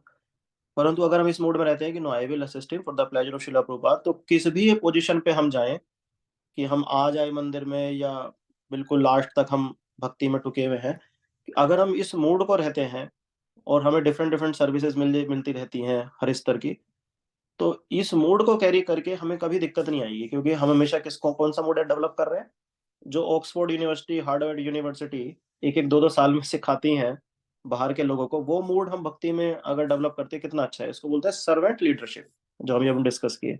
सर्वेंट लीडरशिप कि अगर मैं लीडर भी हूं तो भी मैं तो सर्वेंट ही हूं। I am here to assist, but assist for what? For the pleasure of Srila Prabhupada. दूसरा होता है इसमें कि हम लोग सिनर्जाइज करें अपने एफर्ट को, जो हम अभी डिस्कस भी कर रहे थे, कि अगर हम अपने सारे एफर्ट्स को सिनर्जाइज नहीं करते हैं, मतलब कोऑपरेट करके आगे नहीं बढ़ाते हैं, तो हम प्रीचिंग मूवमेंट चला ही नहीं सकते और बढ़ा भी नहीं सकते, क्योंकि किसी के पास कुछ स्किल है, किसी के पास कुछ स्किल है। जैसे जैसे मान लीजिए कि किसी के पास नॉलेज है पर उसकी उसकी नौकरी उतनी अच्छी नहीं है, लक्ष्मी नहीं है, या मान लीजिए जैसे ब्रह्मचारी होते हैं मंदिर में, तो नॉलेज है, तो लक्ष्मी के लिए किस पे डिपेंड है? सोसाइटी पे डिपेंड है, सोसाइटी डोनेट करती है तो मंदिर की सर्विसेज होती हैं। तो अगर ये कॉपरेशन जो चलता है, जिसमें जिसमें एक के पास नॉलेज है, दूसरे के पास लक्ष्मी है, तो वहीं से प्रीचिंग मूवमेंट आगे बढ़ सकता है। जैसे मैं आपको एग्जांपल दूंगा, रिसेंटली मेरे जो फ्रेंड है पुनः, वो बता रहे थे मुझे कि मंदिर के एक ब्रह्मचारी प्रीच करने गए किसी हाउस प्रोग्राम में, है ना। तो जब वो उस हाउस प्रोग्राम में गए तो उनको बहुत अच्छा लगा जहाँ उन्होंने प्रोग्राम किया था, पर जहाँ प्रोग्राम किया था उनके पास भी उतना लक्ष्मी नहीं था। उन्होंने डीटी इंस्टॉल कराया, जो भी ठीक है, तो वो हुआ। फिर उसके बाद उन्होंने ये जो एक्सपीरियंस था उनका वहां पे सब प्रोग्राम करने का, कितना अच्छा रहा ये सब, उन्होंने एक दूसरे डिवोटी फ्रेंड से शेयर किया, जो जो जो एक कंपनी के मालिक हैं, अच्छी बड़ी कंपनी के वो मालिक हैं। तो उन्होंने बताया कि ऐसे ऐसे हुआ है और वहां पे बहुत स्कोप है प्रीचिंग करने का, परंतु उस फैमिली जो डिवोटी बन रही है ना, उनके पास उतनी लक्ष्मी, और उस एरिया में भी जो लोग रहते हैं उनके पास उतना लक्ष्मी का थोड़ा अभाव है, परंतु वहां पे लोग फेवरेबल बहुत हैं। तो उन्होंने जब बताया, तो जिनको बताया, अब क्योंकि कंपनी के मालिक हैं, अच्छा खासा पैसा कमाते हैं, तो उन्होंने कहा कि प्रभु जी आप प्रचार कीजिए और लक्ष्मी का आप चिंता मत कीजिए, लक्ष्मी मेरे पास है, आप उसका चिंता बिल्कुल मत कीजिए, आप खुल के प्रचार कीजिए, आप बताइए क्या करना है। तो वहां प्रचार शुरू हो गया। अब सोचिए कि अगर कोऑपरेशन कोऑपरेशन नहीं है तो क्या होगा कि जो लक्ष्मी जिसके पास है, मान लीजिए इनके बीच में मन मुटाव है, तो प्रीच करने वाला प्रीच नहीं कर पाएगा, क्योंकि प्रीचिंग की लक्ष्मी चाहिए, और जो लक्ष्मी वाला है वो लक्ष्मी वाला भी अपने पास रखा हुआ है, वो कैसे प्रभुपाद की सेवा में यूज होगी? करेक्ट ना। तो इसलिए कॉपरेशन बहुत जरूरी है। और ये कॉपरेशन कैसे आता है? जब एक दूसरे के प्रति रेस्पेक्ट और प्रीति, जिसके हम आज बात कर रहे हैं, वो रहती है। तो होता क्या है कि जब लव है, जब रेस्पेक्ट है एक दूसरे के प्रति, तो रिलेशनशिप्स डेवलप करना बहुत ईजी हो जाता है। और लव एंड रेस्पेक्ट कैसे आता है? जब हम वैल्यू समझते हैं। वैल्यू कैसे समझते हैं? जब हमें पता होता है कि इस व्यक्ति के हृदय में वो जो कृष्ण प्रेम है, जो मैं एस्पायर कर रहा हूँ, वो मुझे इसके साथ रिलेशनशिप डेवलप करने से, कृष्ण कथा करने से मुझे एक्सेस हो जाएगा, है ना। तो जो कृष्ण प्रेम हमें एस्पायर कर रहे हैं वो डिवोटीज के पास है, डिवोटीज के प्रति हम लव रेस्पेक्ट रखते हैं, तो हमें हैप्पीनेस भी मिलती है और प्रीचिंग मूवमेंट भी आगे बढ़ता है। और एक जो हायर कॉन्शियसनेस होती है, वो होती है कि despite all the differences that we have, I am ready to serve that devotee. Who is that devotee who is trying to serve in Srila Prabhupada mission? तो देखिए क्या होता है कि हम सब अपने पुरानी कंडीशनिंग से आते हैं। हम शायद इस क्लास में या पहले भी डिस्कस किए थे कि कंडीशनिंग क्या होती है। जैसे पुराने जमाने में वो हाथी पकड़ते थे ना, तो हाथी को पकड़ने के लिए एक नकली हथनी को बनाया जाता था, उसे पेड़ से बांध देते थे और उसके चारों तरफ गड्ढा खोद देते थे।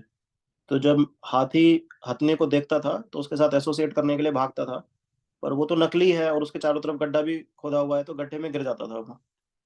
और तो जो पकड़ने वाला है वो आता था उसके पास और उसको शक्ल दिखा के चला जाता था, तो हाथी को लगता था कि अरे ये मुझे बचा सकता है।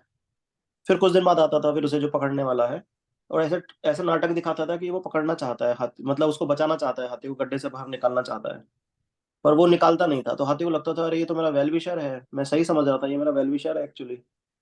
फिर कुछ दिन बाद आता है तो ये दिखाता है कि मैं तो ये निकालना तो चाह रहा हूँ पर निकाल नहीं पा रहा हूँ, पर फिर भी तू ये खा ले खाना। तो हाथी गड्ढे में ही है, अपने दिन से खाया भी नहीं है, पर उसे लगने लगा है कि हाँ ये मेरा वेल विशर नहीं है, ये तो मुझे प्रेम करता है। उसे खाना देने लगता है तो खाने भी लगता है फिर हाथी।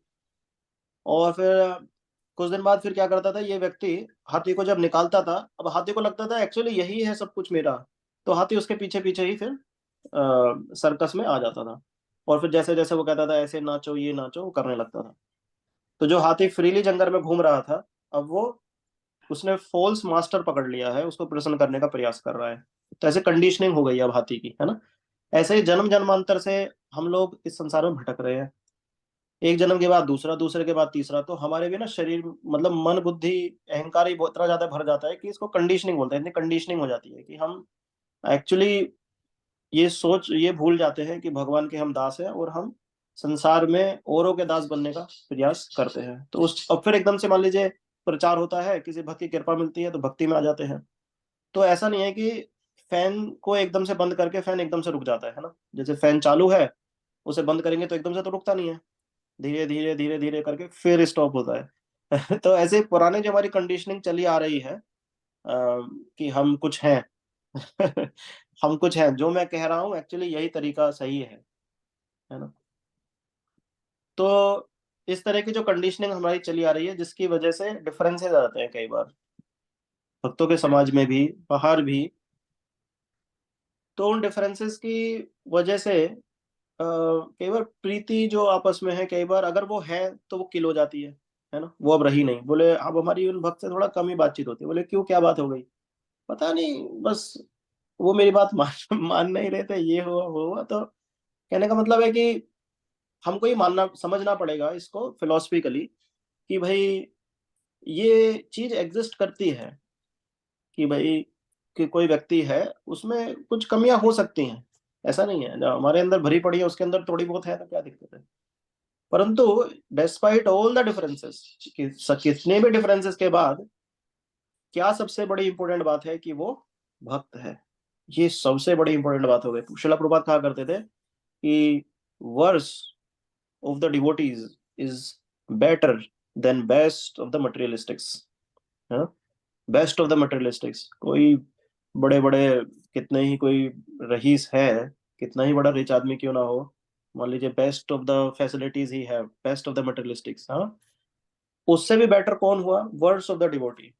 आप जिसके अंदर कोई कमी ढूंढ रहे हैं, उससे भी वर्ड्स, आप मान लीजिए कोई डिवोटी, वो भी उससे बेटर हो गया है। तो भक्त बनना तो बहुत ही, मतलब ये बहुत ही अच्छी बात है, और उसके अंदर कुछ कृष्ण प्रेम तो है ही ना, जिसकी वजह से वो भगवान की भक्ति कर रहा है। जब कर रहा है, जब नहीं भी कर रहा है, माला मंदिर में आ रहा है, भक्तों के साथ एसोसिएट कर रहा है, ठीक है। जब अभी एसोसिएट करने लगा है तो माला भी करने लगेगा। मुझे याद है जब मैं नया नया भक्ति में आया था, और इस ग्रेस दामोदर लीला प्रभु जी मुझसे कहा करते थे कि एक जब शुरू करो, आप एक माला किया करो। मैंने कहा अरे प्रभु जी बहुत टाइम लग जाता है, मेरे बस की नहीं है ये सब, इतना मेरे से नहीं होगा। तो फिर कहे कि नहीं नहीं, एक में क्या टाइम लगता है, वो तो वैसे ही 5 मिनट में हो जाती है, 10 मिनट में। तो इस तरह से करके देखिए, भक्तों की कृपा है, प्रभु जी की बहुत कृपा है, कि फिर हम करते करते 1 2 4 10 16, 16 के बाद दीक्षा हो गई। तो ये हम कभी सोच भी नहीं सकते थे, है ना। भक्तों की कृपा से हम लोग करते हैं।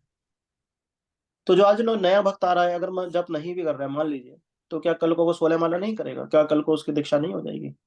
है, कुछ तो कृष्ण प्रेम है ही ना उसके अंदर, कि अभी वो कम से कम मंदिर आ रहा है, भक्तों को एसोसिएट कर रहा है।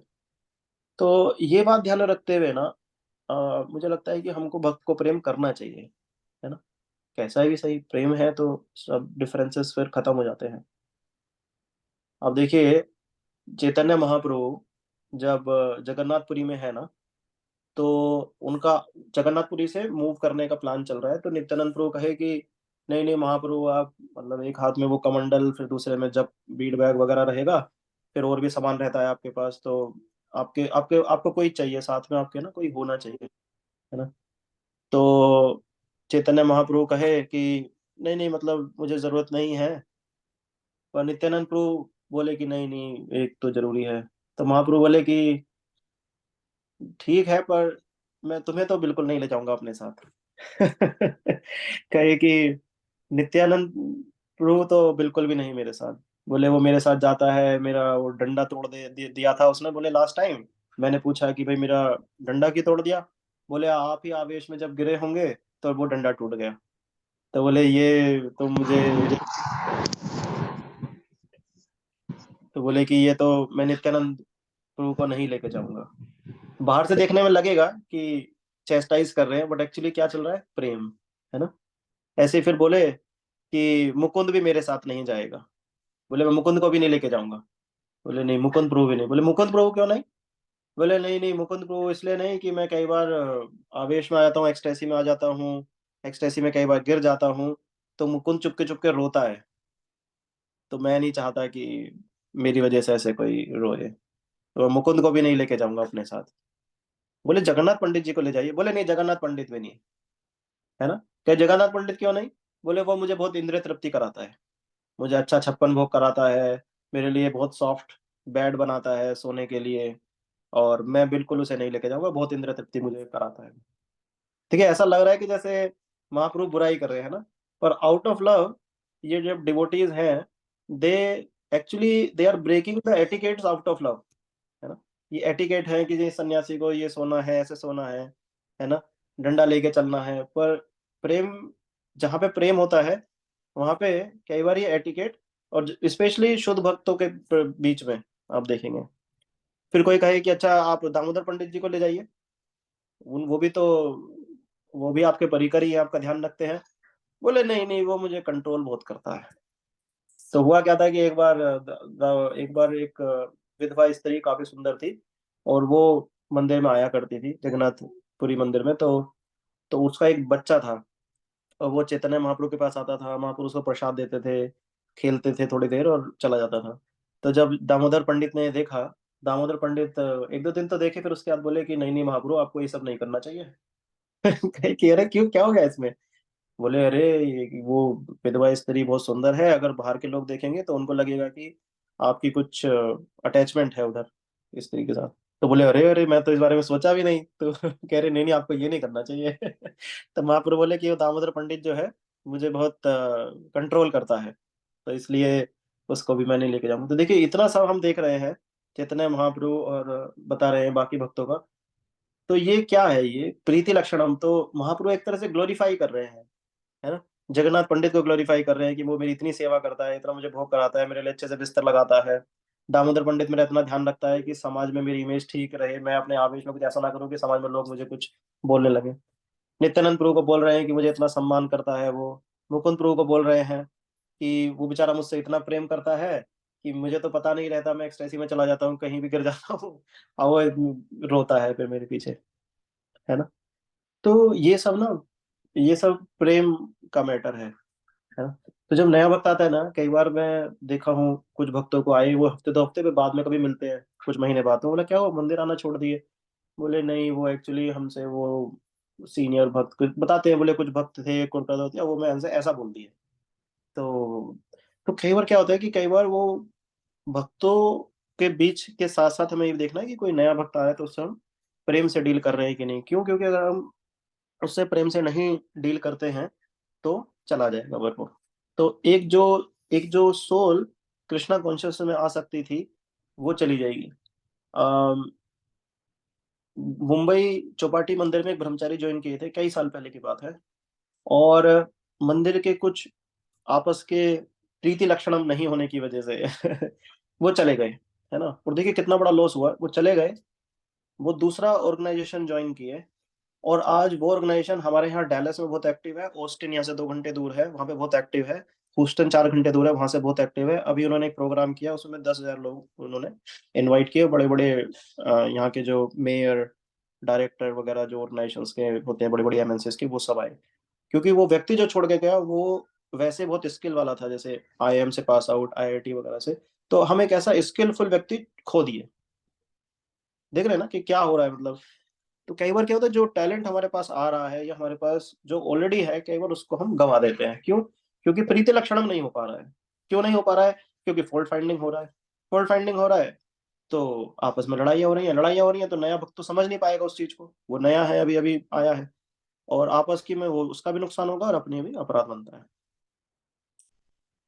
तो अब हम देखते हैं secret for developing respect. So one secret is win win mentality. तो कई बार क्या होता है ना कि कुछ लोग जैसे सेवा करवाना चाहते हैं, मान लीजिए, तो वो कब सेवा करवाएंगे? जैसे बुक डिस्ट्रीब्यूशन का टाइम आता है, गीता जब हम मनाते हैं ना, हर साल गीता डिस्ट्रीब्यूट करते हैं, भगवत गीता। तो मेरा खुद का भी अनुभव है कि साल में लास्ट में फोन आता है दिसंबर में। हरे कृष्णा प्रभु जी, कैसे हैं प्रभु जी? बहुत दिन हो गए प्रभु जी बात किए, प्रभु जी काफी दिन हो गए, मतलब और कैसा चल रहा है प्रभु जी ये? फिर मान लीजिए फिर हम लास्ट में डोनेशन मांगे, है ना, तो क्या आएगा ना कि हम अथॉरिटी पे भी हैं और हम सेवा करवाने के लिए इस तरह से अगर अप्रोच करते हैं, है ना, तो क्या होगा कि एक भाव आता है कि भाई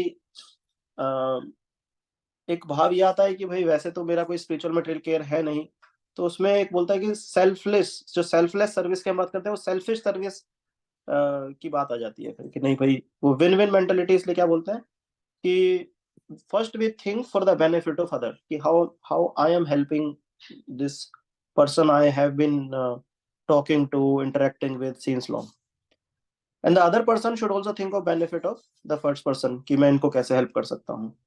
तो इस विन विन मेंटेलिटी से क्या होता है कि हम एक म्यूचुअल प्रीति एक दूसरे के बीच में हम डेवलप कर सकते हैं। हालांकि वो हमारा तो मेंटेलिटी वही हो कि भक्त है और हमें वो लव रहना चाहिए, परंतु सर्विस के पॉइंट ऑफ व्यू से भी ये बहुत जरूरी है कि हम जो लव एंड रेस्पेक्ट है थ्रू विन विन मेंटेलिटी उसको डेवलप करें, है ना। कोई भी है, अगर आप किसी के प्रति भी कुछ सर्विस करेंगे तो आपने खुद भी देखा होगा कि आप कृतज्ञ महसूस बहुत करते हैं कि मेरे प्रति ये भक्त इतना किया, और जिसके प्रति आप करेंगे वो भी महसूस करेगा। तो ये एक तरह से की है टू डेवलप दैट रिलेशनशिप। हाँ, ये है always meditate on the good qualities of the devotee. आप देखिए हनी बी जो होती है ना, हनी बी का एग्जाम्पल भागवतम में आता है कि वो जब एक एक फूलों पे जाती है तो ये नहीं देख रही है कि उस फूल के आसपास कितने कांटे हैं, है ना, ये नहीं देख रही है कि वो गुलाब का फूल देखने में तो अच्छा लगता है, मतलब लाल लाल, और ये जो सफेद वाला है इतना अच्छा नहीं लगता। नहीं, उसे तो हनी से मतलब है ना, उसे तो शायद उस मधु से मतलब है जो फूलों के, तो जाती है वो फूलों का रस लेके। और तो इसी तरह से हम जो कृष्णा कॉन्शियस मूवमेंट में हम सभी भक्त लोग हैं, कृष्ण भावना भावित संघ से हम जुड़े हुए हैं, तो हमारा पर्पस है क्या, कृष्ण प्रेम। तो जो कृष्ण प्रेम है वो किसी के दुर्गुण लेने से तो ठीक नहीं होने वाला है, मतलब डेवलप नहीं होने वाला है ना। उसके लिए तो हमें उसके गुण ही लेने पड़ेंगे। जब हम उसके गुणों की बात करते हैं तो वो गुण फिर हमारे अंदर भी आते हैं। और देखिए अगर मान लीजिए आप हैं और आपको कोई बताए कि अरे जानते हो वो भक्त, बोले हाँ हाँ मैं जानता हूँ, बोले वो भक्त आपके बारे में ऐसा बता रहे थे कि आप तो बहुत अच्छा स्वाध्याय करते हैं, बहुत शास्त्रों का आपको ज्ञान है, आप मंदिर में बहुत अच्छी सेवाएं करते हैं, और आप तो बाकी धाम भी जाते रहते हैं, सारी यात्रा अटेंड करते हैं, और आप तो ये वाला मैनेजमेंट भी देखते हैं। तो कितना अच्छा लगता है, एक तो अंदर एक भाव आता है कि अच्छा देखो ये भक्त जो है मुझे मेरे बारे में ये ख्याल रखते हैं। तो डायरेक्ट बोलना और फिर कोई और बता रहा है कि भाई ये गुड क्वालिटीज हैं, तो ये आपस में प्रीति बढ़ाने का ये बहुत अच्छा एक तरीका है कि हम इस तरह से हम दूसरे की गुड क्वालिटीज के बारे में, क्योंकि बैड तो देखिए सबके अंदर है ही, बैड को गुड करने के लिए ही तो हम भक्ति में आए हैं। तो किसी के अंदर अभी 100 थी 50 हो गई है बैड, तो बैड तो हमेशा रहेंगी ही, है ना। परंतु जो गुड क्वालिटीज है उस पर मेडिटेट करते हैं तो वो हमारे अंदर भी फिर आती है। और बैड पे मेडिटेट करने की एक प्रॉब्लम और है कि उससे एनवी बहुत डेवलप होती है। अगर हम व्यक्ति की बैड क्वालिटीज देखते हैं तो उससे क्या होता है ना, गुड नहीं देख पाते हैं फिर, है ना। जैसे आप देखिए ना, वो जो पास टाइम आता है शिशुपाल का, तो उसमें हम देख रहे हैं कि भीष्म युधिष्ठिर को बोले कि युधिष्ठिर बेटा अब इतने सब लोग यहाँ पे आ गए हैं, सब राजा महाराजा हैं, ब्राह्मण हैं, और बहुत दूर दूर से चल के आए हैं सब लोग, काफी काफी समय की यात्रा करके आए हैं, और अब तुम इन सब लोगों का सम्मान करो। तो युधिष्ठिर बोले कि पितामह आप ही बताइए कि सबसे पहले मुझे किसका सम्मान करना चाहिए। तो भीष्म पितामह कहे कि देखिए जैसे इस आकाश के अंदर अनंत अनंत तारे हैं, अनंत तारे आप काउंट करने जाएं काउंट नहीं कर सकते, अनंत तारे हैं। बोले ऐसे उन तारों के बीच में एक चंद्रमा अलग दिखता है, और कोई तारे तो ठीक है ही, पर चंद्रमा एकदम अलग दिखता है ना। तो वो बोले कि इस एनालॉजी से वो बोले कि इस तरह से हम कह दे कि इस सभा के अंदर भी कृष्ण उस चंद्रमा की तरह मुझे अकेले दिख रहे हैं, तो बेटा सबसे पहले तुम्हें इनका सम्मान करना चाहिए, है ना। अब देखिए सबसे ज्यादा प्रॉब्लम इस बात को किसको हुई, सबसे जैसे ये बात भीष्म पितामह ने कही तो सहदेव तो तुरंत भगवान श्री कृष्ण के चरणों में जाके बैठ गए उनका सम्मान करने के लिए। तुरंत शिशुपाल खड़े होते हैं, है ना, और शिशुपाल कहने लगते हैं कि अरे युधिष्ठिर तुम्हें तो धर्म का कोई ज्ञान ही नहीं है बिल्कुल, मतलब ठीक है तुम्हें नहीं है कोई दिक्कत नहीं है, तुम हो भी बच्चे अभी और धर्म बहुत बारीक होता है तुम समझ नहीं पाओगे। अच्छा मान लो वो कहें ठीक है, तो भीष्म पितामह का क्या, है? तो महाभारत में आता है, उसमें लिख रहे हैं, उसमें फिर शिशुपाल बोलते हैं कि अरे भीष्म पितामह तो बूढ़े हो गए हैं, इनकी तो याददाश्त ही कमजोर हो गई, इन्हें कुछ नहीं पता। तो अब आप देखिए कि क्योंकि वो भगवान कृष्ण के बारे में गलत ही सोचते थे, घृणा ही करते थे हमेशा, तो अब क्या होता है उसके बाद, जब भीष्म पितामह ग्लोरीफाई करते हैं भगवान कृष्ण के बारे में, तो उन्हें भगवान कृष्ण की कोई गुड क्वालिटी समझ में नहीं आ रही है। तो क्या होता है, जब शिशुपाल ऐसा बोलते हैं कि अरे तुमने कृष्ण को कैसे सम्मान्य बना दिया, ये सिंपल ग्वाला है ये तो, और ये तो राजा भी नहीं है कहीं का, ये क्या बात हो गई, उग्रसेन जी को राजा बना के वहां रिपोर्टिंग करते हैं उग्रसेन जी को, ये किस तरह से सम्मान्य हो गए, यहाँ तो इतने बड़े बड़े लोग हैं। अब तो भीष्म पितामह काफी लंबा डिस्क्रिप्शन करते हैं भगवानी क्वालिटीज का, कहते हैं कि नहीं नहीं तुम जानते हो कृष्ण ने पूतना को मारा, कृष्ण ने बकासुर को मारा, अगासुर को मारा, इतने सब राक्षसों का वध किया, सब ग्लोरीफाई कर रहे हैं धीरे धीरे एक के बाद एक। तो ऐसे में इतना सब ग्लोरिफिकेशन के बाद भी आप सोचिए कि शिशुपाल की स्थिति क्या है। शिशुपाल कहते हैं कि अरे पूतना को मार दिया तो ऐसी कौन सी बड़ी बात हो गई, लेडीज थी वो तो, अरे कोई बहुत शूरवीर थोड़ी, लेडीज को मार दिया, वो तो बल से कमजोर रहती है लेडीज। और बोले ये जो बकासुर वगैरह की तुम बात कर रहे हो, सब पक्षी थे, जानवर थे, ये भी कोई ऐसा बड़ी बात नहीं है मारने की। तो बोले हल्ला कर रखा है फालतू में कि इसको मारा और उसको मारा, बोले सम्माननीय नहीं है कृष्ण ये और वो। तो इसमें क्या होता है ना कि जब हम किसी की बैड क्वालिटीज के बारे में सोचते हैं, तो गुड क्वालिटीज के बारे में फिर हम एक्सेप्ट ही नहीं कर पाते, तो एनवी डेवलप हो जाता है, और ये सबसे बड़ा डेंजरस है भक्ति में आगे बढ़ने के लिए, है ना। तो इसलिए ये एक सीक्रेट है कि हमें गुड क्वालिटीज पे ही भक्त की मेडिटेट करना चाहिए, कैसे, एक हनी बी की तरह।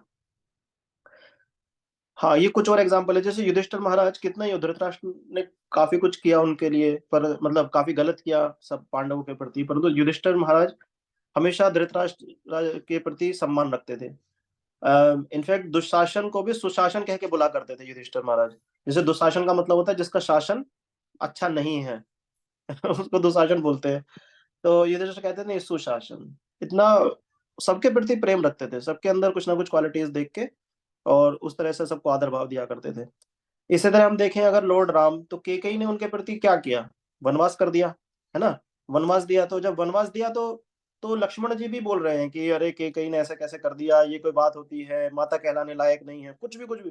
पर लॉर्ड राम बोले कि नहीं, तुरंत डांटे वो लक्ष्मण जी को, कहीं नहीं, तुम्हें ऐसा नहीं कहना चाहिए लक्ष्मण, वो हमारे सम्मानीय है, और बड़ों को सब पता होता है कि बच्चों के लिए क्या सही है। तो अगर उन्होंने भरत को राजा बनाने के लिए कहा है और हमें वनवास के लिए कहा है, तो उन्होंने एकदम सही किया है, क्योंकि इसी में हमारा भला है। तो इस तरह से कह के भगवान राम हमें दिखा रहे हैं कि के जो उनके लिए ऐसा सोच रही थी, उसके प्रति भी भगवान कितना रेस्पेक्ट रखे हैं। अब हम तो भक्तों के समाज में रहते हैं, हमको तो कोई इतना तो है नहीं, कोई कहेगा कि प्रभु जी 14 साल तक आपको मंदिर नहीं आना, अब आप वनवास भुगतिए बाहर, बस कोई इतना तो कर नहीं रहा है हमारे प्रति कि आप जी चलिए 14 साल के लिए आपका वनवास है, आप जाइए हिमालय पे या जहाँ आपको जाना है, नहीं आना आपको मंदिर, ऐसे तो कोई कर नहीं रहा है। तो जो भगवान राम के कई को इतना रेस्पेक्ट दे सकते हैं, तो डेफिनेटली हमको तो देना ही चाहिए। हाँ, शिला जीव गोस्वामी जी, सॉरी मैं एक बार टाइम देख लेता हूँ। ओके, शिला जीव गोस्वामी जी एक ग्रंथ में बता रहे हैं कि दो we usually ignore others in attaining one's goal. इसका मतलब क्या है, इसका मतलब है कि जैसे ज्ञान मार्ग कोई पथिक है ज्ञान मार्ग पे चले गए हैं, तो उनको अभी औरों से कोई मतलब नहीं है, वो औरों को इग्नोर ही करेंगे, क्योंकि उनको पढ़ाई करनी है ना, शास्त्रों का अध्ययन करना है उनको। इसी तरह कोई हठ योगी है, तो हठ योगों के भी औरों से मतलब नहीं है, वो तो अपने ही बोर्डली उसमें लगे रहते हैं, जो भी उनको हठ स्तर पे अपने शरीर के साथ करना होता है ना। तो इस बात को बोल रहे हैं श्री जीव जीव गोस्वामी जी यहाँ पर कि we usually ignore others in attaining one's goal, है ना। Those aspiring for prem accept dependence on others. हम लोग जो कृष्ण प्रेम का जो एस्पायर कर रहे हैं, हम तो एक्चुअली पूरी तरह से भक्तों पे ही निर्भर है। कैसे भक्तों पे, with similar goals and taste, है ना। सब भक्तों क्या है, सब भक्त यही बोल रहे हैं, in order to quickly achieve the desired success Krishna prem, है। सबका गोल एक है, कृष्ण प्रेम, और उस कृष्ण प्रेम की प्राप्ति में हमें सबका होना बहुत जरूरी है। जैसे आप देखिए, कोई ज्ञान मार्ग का पथिक है मान लीजिए, तो वो उसे अकेला चलना पड़ेगा उस पे, है ना। हठ मार्ग है, अकेला चलना पड़ेगा उसको। ध्यान मार्ग पे भी अकेला ही चलना पड़ेगा। कहीं बैठ जाओ आसन लगा के और अपना ध्यान करते रहो, सब ये अलग है। अब क्या ध्यान कर रहे हो ये कोई किसी का कोई चेक थोड़ी है ना। आंख बंद करके पता नहीं आइसक्रीम पे मेडिटेट हो रहा है कि रसगुल्ले पे, कुछ नहीं पता, है ना। परंतु आप देखिए भक्ति मार्ग में, जैसे आप इस क्लास में सुन रहे हैं, मैं बोल रहा हूँ, आप भी भक्ति कर रहे हैं, आप भक्ति करने का मुझे भी मौका दे रहे हैं, है ना। सब साथ में भक्ति कर सकते हैं, है ना। मान लीजिए प्रसाद पाते हैं, किसी ने कुक किया, किसी ने प्रसाद पा लिया, है ना। उसने उसने कुक किया, भगवान को ऑफर किया, और हमने प्रसाद पाया। तो जिसने कुक किया भगवान के लिए वो भी भक्ति कर रहा है, और भगवान का प्रसाद जिसको खिला रहा है वो भी भक्ति कर रहा है। तो इसलिए यहाँ पे क्या होता है ना, जो भक्ति मार्ग में इसमें डिपेंडेंस रहती है सबके प्रति, तो dependence on others with similar goals and taste. Last line इसमें है, thus cooperating with each other they work together keeping in mind the goal of prem. बहुत इंपॉर्टेंट है ये।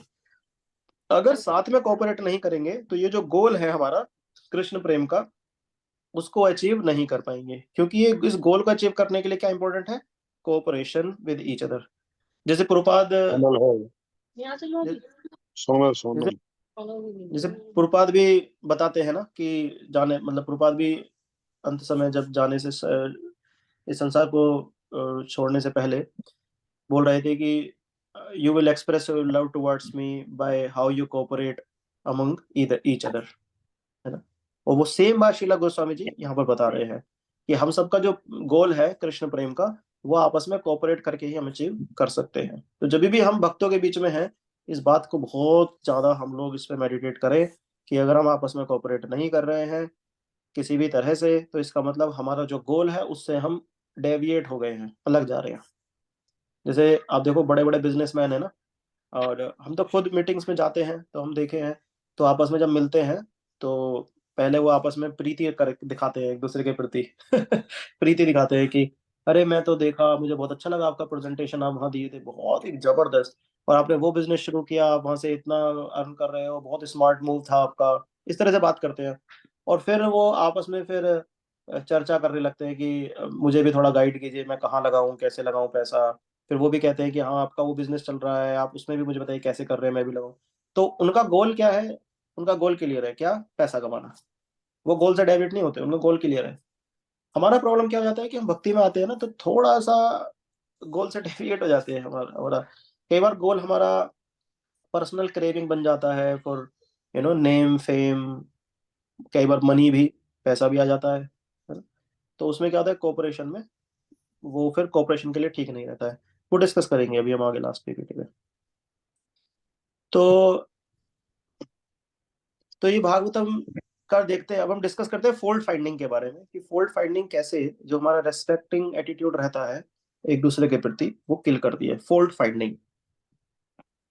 तो यह था भागवतम में 4th कैंटो 4th चैप्टर 12 श्लोक में। श्लोक नहीं ले रहा हूँ, डायरेक्ट ट्रांसलेशन डिस्कस करूंगा। तो इसमें जो सती है, तो आप लोगों ने पास्ट टाइम वैसे सुना ही होगा, मैं क्विकली समराइज करूंगा कि जो सती हैं वो भगवान शिव से कह रही हैं कि चलिए हमारे पिताजी जो है यज्ञ कर रहे हैं, मुझे भी वहां जाना है। शिव जी बोलते हैं कि नहीं ठीक, वो यज्ञ कर रहे हैं वो बात सही है, पर हमें इनविटेशन नहीं है, तो मुझे ऐसा लगता है जाना नहीं चाहिए। वो उनको अच्छा नहीं लगा होगा, वो चाहते नहीं हम जाएं, तो इसलिए उन्होंने बुलाया नहीं है। पर सती कहती है कि नहीं नहीं, इसमें क्या है, पिता ही तो है, मेरे पिता, इनविटेशन की क्या जरूरत है। तो समझाते हैं कि नहीं, पिता हैं, पर अब क्योंकि उनका रिलेशन, क्योंकि तुम्हारा रिलेशन है मेरे साथ, मैं पति हूँ, तो ये फॉर्मल इनविटेशन एक आना चाहिए था, वो नहीं आया है। सती बोलते ठीक है आप मत जाइए, मैं तो जाऊंगी।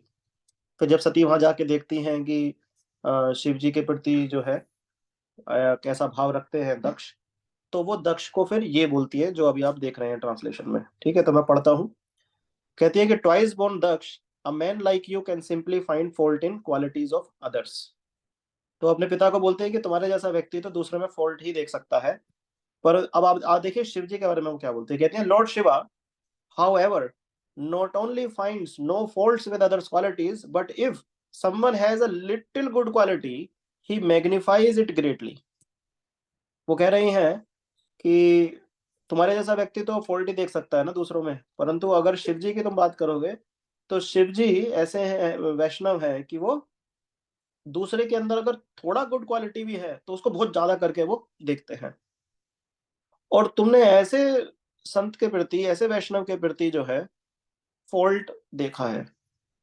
अब देखिए इसमें दो बातें हैं। एक तो ये कि कई बार, जैसे मैंने भी जब पहली बार इस ट्रांसलेशन को पढ़ा तो मुझे लगा कि पत्नी पति के भाव में ऐसा बोल रही है कि शिव जी तो हमारे बहुत महान है, हमारे पति देव तो बहुत महान है जी, और देखो छोटी मोटी गुड क्वालिटी भी किसी की होती है तो इतना बड़ा करके देखते हैं वो तो ना। कई बार ऐसा लगता है नहीं पत्नी भाव में बोल रही, परंतु मैं जब परपट पढ़ा ना प्रभुपाद जी का, तो आप देखेंगे, मैं वो फिर यहाँ पे आपको दिखाता हूँ। परपट में प्रभुपाद लिखे हैं, तो प्रभुपाद बता रहे हैं, और ये पास्ट टाइम आपने भी सुना होगा कि once a devotee of Lord Shiva wanted the benediction that whenever he touched someone on the head, that person's head would at once be separated from his trunk, है ना। तो वो राक्षस जो थे जिन्होंने लॉर्ड शिवा से वरदान मांगा कि भाई आप हमें ऐसा वरदान दीजिए कि भाई हम किसी के भी सर पे हाथ रखें और तुरंत उसका सर फट जाए, तो लॉर्ड शिवा एकदम से एग्री कर गए। तो कई बार ये भाव आता है, ये सोचने में आ सकता है कि ये क्या बात है, मतलब लॉर्ड शिवा एकदम से एग्री कर गए, ये समझ में नहीं आया। तो उसका जस्टिफिकेशन अभी सती ने दिया कि वो गुड क्वालिटी देखते हैं थोड़ी सी और उसे मैग्नीफाई करके देख लेते हैं, और वो बात प्रभात परपट में आगे बता रहे हैं। प्रभात कह रहे हैं, although the benediction asked was not very commendable, बहुत अच्छा बेनिडिक्शन नहीं था ये, but because the devotee wanted to kill his enemy, हाँ जो डिवोटी थे शिवा के वो एक शत्रु को मारना चाहते थे, तो इसलिए वो कोई अच्छा बेनिडिक्शन नहीं था। परंतु लॉर्ड शिवा ने क्यों दिया बता रहे हैं, Lord Shiva considered the devotees good quality in worshipping and satisfying him and granted that benediction. तो लॉर्ड शिवा क्या देखे ना कि ये मेरे लिए कितना तपस्या किया है, मैं जब नहीं आ रहा था तो इसने पहले अपना एक हाथ काट दिया, फिर मैं नहीं आ रहा था तो इसने दूसरा हाथ काट दिया, नहीं आया एक पैर काट दिया, फिर दूसरा पैर काट दिया, मैं बिल्कुल ही हो गया कि नहीं आ रहा तो गला भी काटने जा रहा था। तो कहते हैं कि ये तो बहुत अच्छी तपस्या करने वाला व्यक्ति है, और उनको उसके अंदर कुछ बैड दिख ही नहीं रहा था, किसको, लॉर्ड शिवा को, समझ रहे हैं। तो ये सोच के उन्होंने उसको बेनिडिक्शन दे दिया, ये सोचा ही नहीं कि एक्चुअली इसके अंदर क्या भावना है इसके प्रति, है ना। तो जो शिव है वो परम वैष्णव है ना। तो ऐसे परम वैष्णव आप सोचिए कैसा भाव रखते हैं कि किसी के अंदर बैड क्वालिटी देखते ही नहीं है। नेक्टर ऑफ डिवोशन में भक्ति रसामृत सिंधु में आता है, उसमें बताते हैं कि 3 तरह के भक्त होते हैं, कनिष्ठ अधिकारी, मध्यम अधिकारी और उत्तम अधिकारी। कोई भक्त म्यूट पे चले जाएंगे क्या, थोड़ा आवाज इको कर रहे हैं। तो उसमें बताते हैं कि 3 तरह के भक्त रहते हैं, नेक्टर डिवोशन बता रहे हैं भक्ति रसामृत सिंधु में कि 3 तरह के भक्त होते हैं, कनिष्ठ अधिकारी, मध्यम अधिकारी और उत्तम अधिकारी। तो बता रहे हैं कि जो उत्तम अधिकारी है, मैं जब पहली बार पढ़ा मैं तो सोच में पड़ गया कि उत्तम अधिकारी एक्चुअली प्रचार नहीं कर सकता। अरे ये कैसे प्रचार नहीं कर सकता, ये तो अलग हो गया, मतलब क्योंकि सब उत्तम अधिकारी तो हैं हमारे परंपरा में, बोले उत्तम अधिकारी प्रचार नहीं कर सकता। पर उसमें आता है नहीं, क्यों नहीं कर सकता वो, क्योंकि वो सबको ही भक्त देखता है अपने को छोड़ के। तो बोले कि फिर इस बात को कैसे समझे कि हमारे परंपरा में सब शुद्ध उत्तम अधिकारी हैं। बोले उत्तम अधिकारी प्रचार कैसे करता है, एक्चुअली वो मध्यम अधिकारी स्टेज पे आता है, वो नीचे आता है, अपने को जानबूझ के नीचे स्तर पे आता है, और उसके लिए एक्चुअली तपस्या हो जाती है नीचे स्तर पे आना। जैसे मान लीजिए बच्चे को आपको पढ़ाना है ना, बच्चे को पढ़ाना भी एक तपस्या है, माताएं तो उसमें ज्यादा जानती होंगी और पिताजी लोग भी जो पढ़ाते हैं अपने बच्चों को, तो उन्हें बच्चे की लैंग्वेज में आके बात करनी पड़ती है समझाने के लिए। मेरे तो डेली नाइट में मेरी बेटी है 3 साल की, तो उसे पढ़ाने में मुझे पता बहुत तपस्या है ये क्योंकि आपको नीचे स्तर पे आके उससे बात करनी पड़ेगी ना। इसी तरह हम देख रहे हैं कि शुद्ध भक्त जो है वो एक स्तर नीचे बात है, मध्यम अधिकारी स्तर पे आके फिर उस लैंग्वेज में उससे बात करते हैं ताकि उसे प्रचार कर सकें। इसी तरह हम देख रहे हैं कि हाँ देखिए कि क्योंकि उनको फॉल्ट दिखता ही नहीं है किसी में, उनको अपने अलावा किसी में फॉल्ट नहीं दिखता है। तो ऐसे वैष्णव है लॉर्ड शिवा कि राक्षस आया उनसे इतना खतरनाक बेनिडिक्शन मांग रहा है कि भाई मेरे को आप किसी के सर पात्रों को फट जाए, उनको दिख ही नहीं पा रहा है, ऐसे भाव में रहते हैं, उनको उसमें कोई फॉल्ट ही नहीं दिख रहा है, कह रहे कि हाँ ग्रांटेड और उन्हीं के पीछे भागने लगा फिर वो मारने के लिए। तो होता क्या है ना कि जब हम फॉल्ट फाइंडिंग करते हैं ना तो रेस्पेक्ट चला जाता है फिर उससे, है ना। फॉल्ट फाइंडिंग वो भक्तों के बीच में तो और डेंजरस है। मैं रिसेंटली एक भगवत गीता क्रैश कोर्स शुरू किया था, और फिर उसके बाद मैं देखा कि एक भक्तों के बीच में, जो नए भक्त आए थे, वो पुराने भक्तों के बीच में इसी तरह का कुछ माहौल देख के, और बस क्रैश में कोर्स खत्म होने तक तो ठीक है, बहुत अच्छे भक्त 16 माला पे भी आ गए थे, और फिर छोड़ दिए। अभी मेरे लिए वो हो रहा है, स्ट्रगल हो रहा है उनको वापस भक्ति में लाने के लिए। तो मेरा कहने का मतलब ये है कि फॉल्ट फाइंडिंग जो है ना, ये बहुत जो है अपने लिए भी बहुत डेंजरस है, क्योंकि इसमें रेस्पेक्टिंग एटीट्यूड जो है ना वो चला जाता है। आगे बढ़ते हैं। हाँ, तो अब कुछ प्रैक्टिकल टिप्स जो है वो डिस्कस करते हैं इंस्टेंस हेल्प के लिए।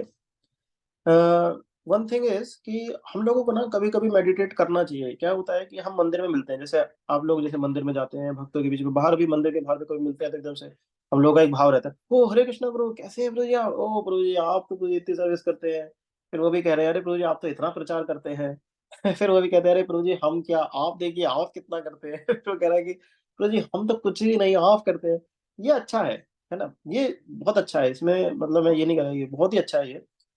परंतु कभी हमें अकेले में भी ये सोचना चाहिए कि हाउ डू वी फील, हम किसी व्यक्ति किसी भक्त के बारे में कैसा एक्चुअली महसूस करते हैं, कैसा हम, क्या क्या ये सिर्फ ऊपर के स्तर पे तो नहीं चल रहा है कि मैं मंगल आरती गया, रोजी से मिला और हरे कृष्णा हुआ साथ में बैठ गए, या ये, बट फिर भी अकेले में अगर मैं एडिट करता हूँ, मैं उस भक्त के बारे में कैसा महसूस करता हूँ, क्या मैं वही महसूस करता हूँ जो मैं बोल रहा हूँ? बोलना अच्छा है, बोलना चाहिए, ऐसा नहीं हो कि आप लेक्चर के बाद बोलना ही बंद कर दो कि अरे नहीं ऐसा मत करना रिवर। पर मेरा पॉइंट कहने का ये कि जो कैसे हम इस बात को समझ सकते हैं कि हम किसी भक्त की गुणों को हम सच में महसूस करते हैं कि नहीं, वो एक्चुअली ये सोच के कि हम क्या महसूस करते हैं उस भक्त के बारे में। तो हम जब उस भक्त के बारे में महसूस ये करते हैं कि वो भक्त वैसे तो ठीक है पर धोती ठीक नहीं पहनते वो, वैसे तो ठीक है पर तिलक ठीक नहीं लगाते वो, वैसे तो सब मतलब हाँ ठीक ही है, बस ठीक है, तो इसका मतलब अभी अभी कमी है, अभी उसमें कमी है, जो हम कह रहे हैं और जो हम महसूस करते हैं उसमें कमी है। तो इसलिए हमें उस भक्त की इन क्वालिटीज पे मेडिटेट करना चाहिए। और ये भी हम कर सकते हैं इसको बढ़ाने के लिए कि हम उसकी क्वालिटीज के बारे में, जब वो भक्त नहीं है तब भी हम औरों से उसके बारे में बताएं। सिर्फ माउथ एक यूज ना करें किसी की भक्ति को ग्लोरीफाई करने के लिए, बल्कि अपना पूरा हृदय उसमें हम यूज करें कि हाँ उस भक्ति के अंदर ये क्वालिटीज हैं। और बोले जब भगवान भगवत गीता में बोल रहे हैं कि अगर कोई भक्त किसी भी तरह से मेरे पास आया है, वो संत है और बहुत जल्दे ही समय में ही विल अटेन लास्टिंग पीस, ऐसा भगवान बोलते हैं, तो फिर हमारी क्या पोजीशन है उस भक्त के बारे में कुछ भी इस तरह का भाव रखने की, है ना? फिलोसफिकली हमें अज्ञान को ज्ञान से किल करना चाहिए, है ना? ये हम लोग शुरू किए थे, जो सेकंड पॉइंट इसमें है यहाँ डैलस में, और ये काफी सक्सेसफुल रहा। लास्ट ईयर फिर मैं इसको और एक्सटेंड किया था, कुछ उसमें भक्त इंडिया से भी जुड़े, कि हम वीक में एक बार मिलते हैं, एक बार भगवत गीता का श्लोक डिस्कस करते हैं और उसका परपट जो है वो पढ़ते हैं साथ में। और एक डिवोटी, जैसे मान लीजिए 5 भक्त आपस में मिल रहे हैं, और ये हम जो लीडरशिप पोजीशन पे होंगे, अगर आप में से कुछ डिवोटी, वो भी कर सकते हैं, क्योंकि जनरली क्या होता है अगर हम लीडरशिप पोजीशन पे होते हैं सब अपने अपने उसमें लग जाते हैं, है ना? कोई कोई डोनेशन के लीडर है, मान लीजिए डोनेशन लाते हैं, कोई प्रीचिंग के अलग लीडर है, अलग अलग स्तर पे लीडर होते हैं, तो इतना बिजी हो जाते हैं कई बार कि फिर साथ में नहीं कर पाते हैं इस चीज को, है ना? तो ये करना चाहिए मुझे लगता है, जिसमें हम और अगर लीडर नहीं भी है, एक फ्रेंड सर्कल है, पीयर्स है, उसमें करना चाहिए, है ना? ताकि वो प्रीति बनी रहे साथ में। तो उसमें क्या है कि एक हफ्ते में एक बार मिलना चाहिए, भगवत गीता का जो एक श्लोक है वो हमें डिस्कस करना चाहिए, जिसमें एक डिवोटी उस सर्कल में रोटेशन में कर सकते हैं, एक डिवोटी उसको एक्सप्लेन करेंगे, और फिर बाकी उनको 15-20 मिनट एक्सप्लेन करने के बाद फिर 5-5 मिनट बाकी सब लोग बोल सकते हैं। तो ऐसे 1 घंटे का आपका डिस्कशन हो जाएगा, जिसमें आपने 15 मिनट 20 मिनट के आसपास एक श्लोक पढ़ा परपड़ के साथ, और फिर एक डिवोटी ने 15-20 मिनट उसको एक्सप्लेन किया और बाकी ने 5-5 मिनट एक्सप्लेन किया, तो इस 1 घंटे के इसमें बहुत अच्छा हो जाएगा। तो ये बहुत जरूरी है अगर हमें, क्योंकि हमारा जो बेसिक पॉइंट है वो क्या है, Krishna is the should be in the centre. तो ये एक बहुत जरूरी है अगर हम कृष्णा को सेंटर में रख के अपने सब आपस में प्रीति रखना चाहते हैं। हाँ, ये मैं क्यों लिखा हूँ यहाँ पर, do not double standard, we should stay genuine outside inside. क्या होता है कई बार कि हम भक्त के प्रति शब्दों के माध्यम से जब प्रेम एक्सप्रेस करते हैं, परंतु मान लीजिए होम प्रोग्राम हो रहा है गाजियाबाद में, आप किसी के घर पे होम प्रोग्राम है, आप सब लोग वहां जाते हैं, हरे कृष्णा हरे कृष्णा हरे कृष्णा, स्पीकर है वहां पे और सबने लेक्चर सुना, प्रसाद पाया और चल दिए। तो ये अभी आपने लव एक्सप्रेस कहाँ किया उस भक्त के प्रति जिसने आपको इनवाइट किया था? कहाँ हुआ? अभी इसमें हुआ ही नहीं, अभी तो बहुत गैप आ गया इसमें। तो हम यहाँ डैलस में क्या करते हैं मैं आपको बताता हूँ, और ये मैं देखा जब मैं यहाँ पे आता था तब से ये फॉलो हो रहा था, काफी पुराने टाइम से, आई थिंक तमलकृष्ण महाराज के टाइम से ही, और मुझे बहुत अच्छा लगा। किसी भी होम प्रोग्राम में जब सब लोग भक्त इकट्ठे होते हैं प्रोग्राम, तो प्रोग्राम से पहले कुछ भक्त, जिस भक्त के यहाँ पे प्रोग्राम है उसको सेटअप वगैरह करने में वेजिटेबल्स वगैरह जो भी चाहिए उसको प्रोवाइड कराते हैं, और प्रोग्राम के बाद कुछ भक्त रैप अप करने में बिजी हो जाते हैं, कुछ भक्त बर्तन धोने में, और कुछ भक्त, तो हर कल्चरल प्रोग्राम में क्या होता है ना, इस तरह से सब लोग साथ में आ जाते हैं, करेक्ट ना? जैसे अभी हमारे यहाँ पे लास्ट प्रोग्राम हुआ था, मेरी बेटी का बर्थडे घर पे हम लोगों ने मनाया, तो कम्युनिटी के सब लोग, सब भक्त आए, तो सब भक्त आए तो उसमें कुछ कीर्तनिया भक्त होते हैं, है ना, तो कीर्तन बहुत अच्छा करते हैं, तो वो आए, उन्होंने 1 घंटे तक कीर्तन किया। फिर उसके बाद एक माता जी केक बना के लेके आई थी, फिर केक कटिंग हो गई। फिर कुछ भक्त थे वो प्रसाद लेके आए थे, जो मेरी पत्नी ने और बाकी माता जी जो है उन्होंने सबने प्रसाद बनाया था मिलके, तो प्रसाद आ गया, सबने प्रसाद पा लिया, और जो प्रसाद सब भक्त लोग पा लिए, उसके बाद कुछ भक्त ने क्या किया कि अनरैप मतलब रैप अप करना शुरू कर दिया, जो भी हम लोगों ने बेडिंग वगैरह लगाई थी भक्तों के बैठने के लिए वो सब उन्होंने रखना शुरू कर दिया, और कुछ भक्त किचन में चले गए, उन्होंने उन्होंने बर्तन मांजना शुरू कर दिया, और फिर कुछ भक्त क्या झाड़ू लगाने लगे पूरे घर में। तो जैसा भक्त प्रोग्राम से पहले, जैसा घर प्रोग्राम से पहले था वैसा ही घर प्रोग्राम के बाद हो गया, तो प्रोग्राम करना इजी हो जाता है फिर ये, है ना? अगर मान लीजिए कि हमको आपके घर पे प्रोग्राम करना है तो आपको पूरा मैनेजमेंट सोचना पड़ेगा, कितने भक्त आएंगे, कैसे आएंगे, प्रसाद कैसे बनेगा, क्योंकि आप अकेले अगर करेंगे तो बड़ा मुश्किल हो जाएगा, है ना? तो हम जो स्टैंडर्ड फॉलो करते हैं आपस में एक दूसरे को दिखा के कि हम भक्तों के ही समाज में रह रहे हैं, हरे कृष्णा ये सब है, उसको अब हमें एक्सप्रेस करने का टाइम है, जिसमें कि हम किसी के घर में कुछ प्रोग्राम में जाते हैं तो हम एक्चुअली फिजिकली जाके वहाँ पे हेल्प करें, ताकि जिस भक्त के यहाँ प्रोग्राम हो रहा है उसको लोड ना महसूस हो, है ना? उससे क्या होगा ना कि हम ज्यादा से ज्यादा प्रोग्राम करवाएं, फिर कोई भी इजिली यस बोलेगा। कल को आपके यहाँ प्रोग्राम है और आपको आपको पता है कि हाँ इस तरह का एक एनवायरनमेंट बन गया है, आप भी फिर इजिली यस बोल सकते हैं कि हाँ मेरे यहाँ पे भी प्रोग्राम होना चाहिए, क्योंकि आपको पता है कि मुझे बस यस बोलना है, बाकी तो भक्त लोग आपस में मिलके हम एक दूसरे के साथ एडजस्ट करके फटाक से हो जाएगा। और देखिए 50-60 लोग अगर हमारे कॉन्ग्रेगेशन में है मान लीजिए, और इस तरह से सब आपस में मिलके काफी सारे प्रोग्राम हम कर सकते हैं बाहर के लोगों के यहाँ भी, है ना? तो ये एक तरह का कोऑपरेशन हम लोग आपस में इस तरह से शो कर सकते हैं, और इससे प्रीचिंग बहुत बढ़ जाती है फिर, है ना? Plan for spiritual picnic together, ये बहुत जरूरी है। कई बार हमें लगता है कि नहीं पिकनिक वगैरह क्या है, ये कुछ ऐसे स्पिरिचुअलिटी का पार्ट है, पर स्पिरिचुअल पिकनिक बहुत जरूरी है, जिसमें कुछ भक्त साथ आ सकते हैं और साथ लेके बाहर जाना और सत्संग कर सकते हैं, कृष्ण कथा कर सकते हैं।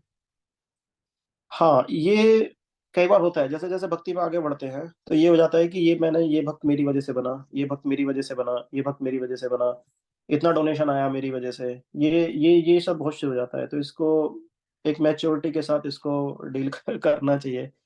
कैसे? जैसे जैसे चैतन्य महाप्रभु बता रहे हैं, अमानिना मान देना, कीर्तनीय सदा हरि, अमानिना, मुझे कोई मान की अभिलाषा नहीं है, मान देना, दूसरों को हमें मान देना है, और कीर्तनीय सदा Hari, which is our ultimate goal, है ना, कृष्ण प्रेम।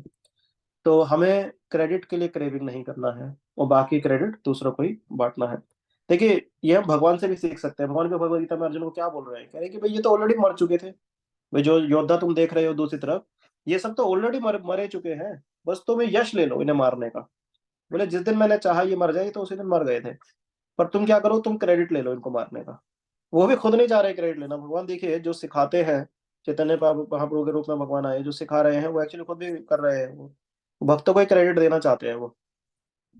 अर्जुन को बोले कि you take this yash of killing them, वो वही हमें फॉलो करना है। We as a servant in the movement of Srila Prabhupada we have to give credit to others. No false promise and duplicity.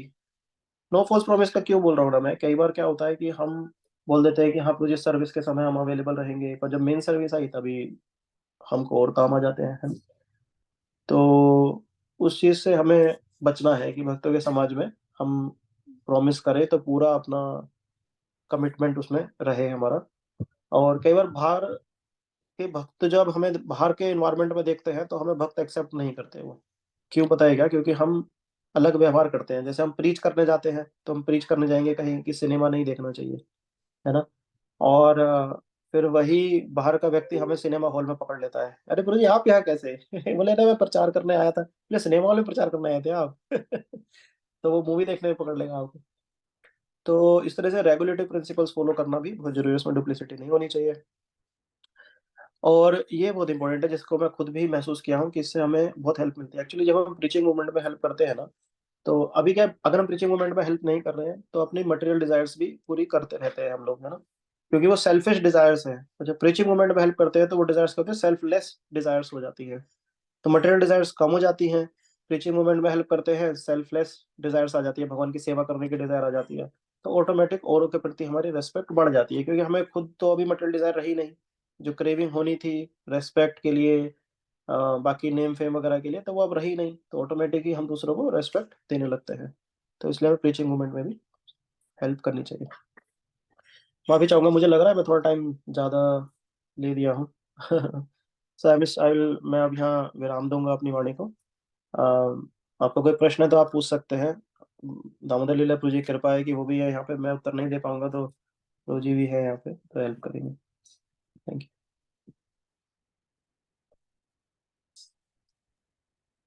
अब भक्त लोग क्वेश्चन आंसर कर सकते हैं। और सबसे पहले थैंक यू करेंगे His Grace अश्वनी कुमार प्रभु का। और I am very much happy कि ट्रेनिंग सामने दिख रही है, उसका असर, जो ट्रेनिंग का रिजल्ट है वो सामने दिख रहा है। हरे कृष्ण जी।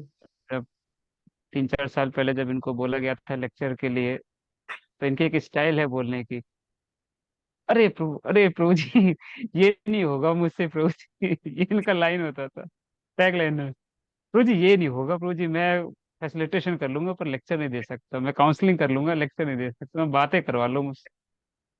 मैंने कहा प्रभु करना तो पड़ेगा, है ना।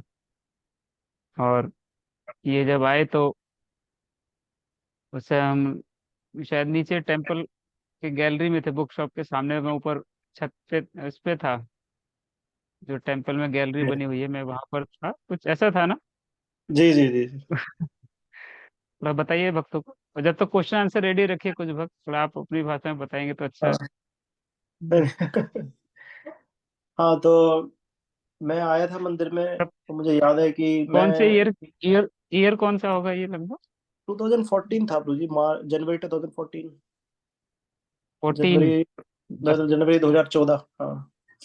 14, तो 8 साल मैं हो गए। आया था, किसी ने बताया था मेरे को कि इस्कॉन गाजियाबाद में भी है।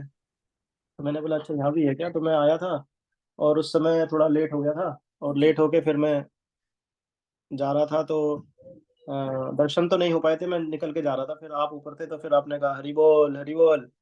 तो मैंने सोचा कि पता नहीं कौन है, किसको हरि बोल चल रहा है ये, क्योंकि हम समझते नहीं थे लैंग्वेज। तो अभी मंदिर में गए, कोई बोले हरि बोल तो समझ में आएगा कि हाँ बुलाया जा रहा है। और तो हमें कहा हरि बोल, तो फिर एकदम से फिर आप ऊपर से, जैसे वो आकाशवाणी होती है ना, फिर तो महाराज और इंद्र का जब युद्ध हो रहा था तो आकाशवाणी हुई ब्रह्मा जी। तो हमें वो मंदिर में ऐसे आकाशवाणी के रूप में आपकी आवाज आई। तो तब से आपकी तो वो कृपा बनी हुई है। मैं, मेरे अपराधों का आप वो क्षमा कीजिए, किसी भी तरह का मैं आपके चरण कमलों में कोई अपराध किया हूँ तो। देखिए, यूएस में रह के, विदेश में रह के, इंडिया से अकेले वहां जाना और 4 नियम का पालन करना बहुत मुश्किल है, ये इतना आसान नहीं है।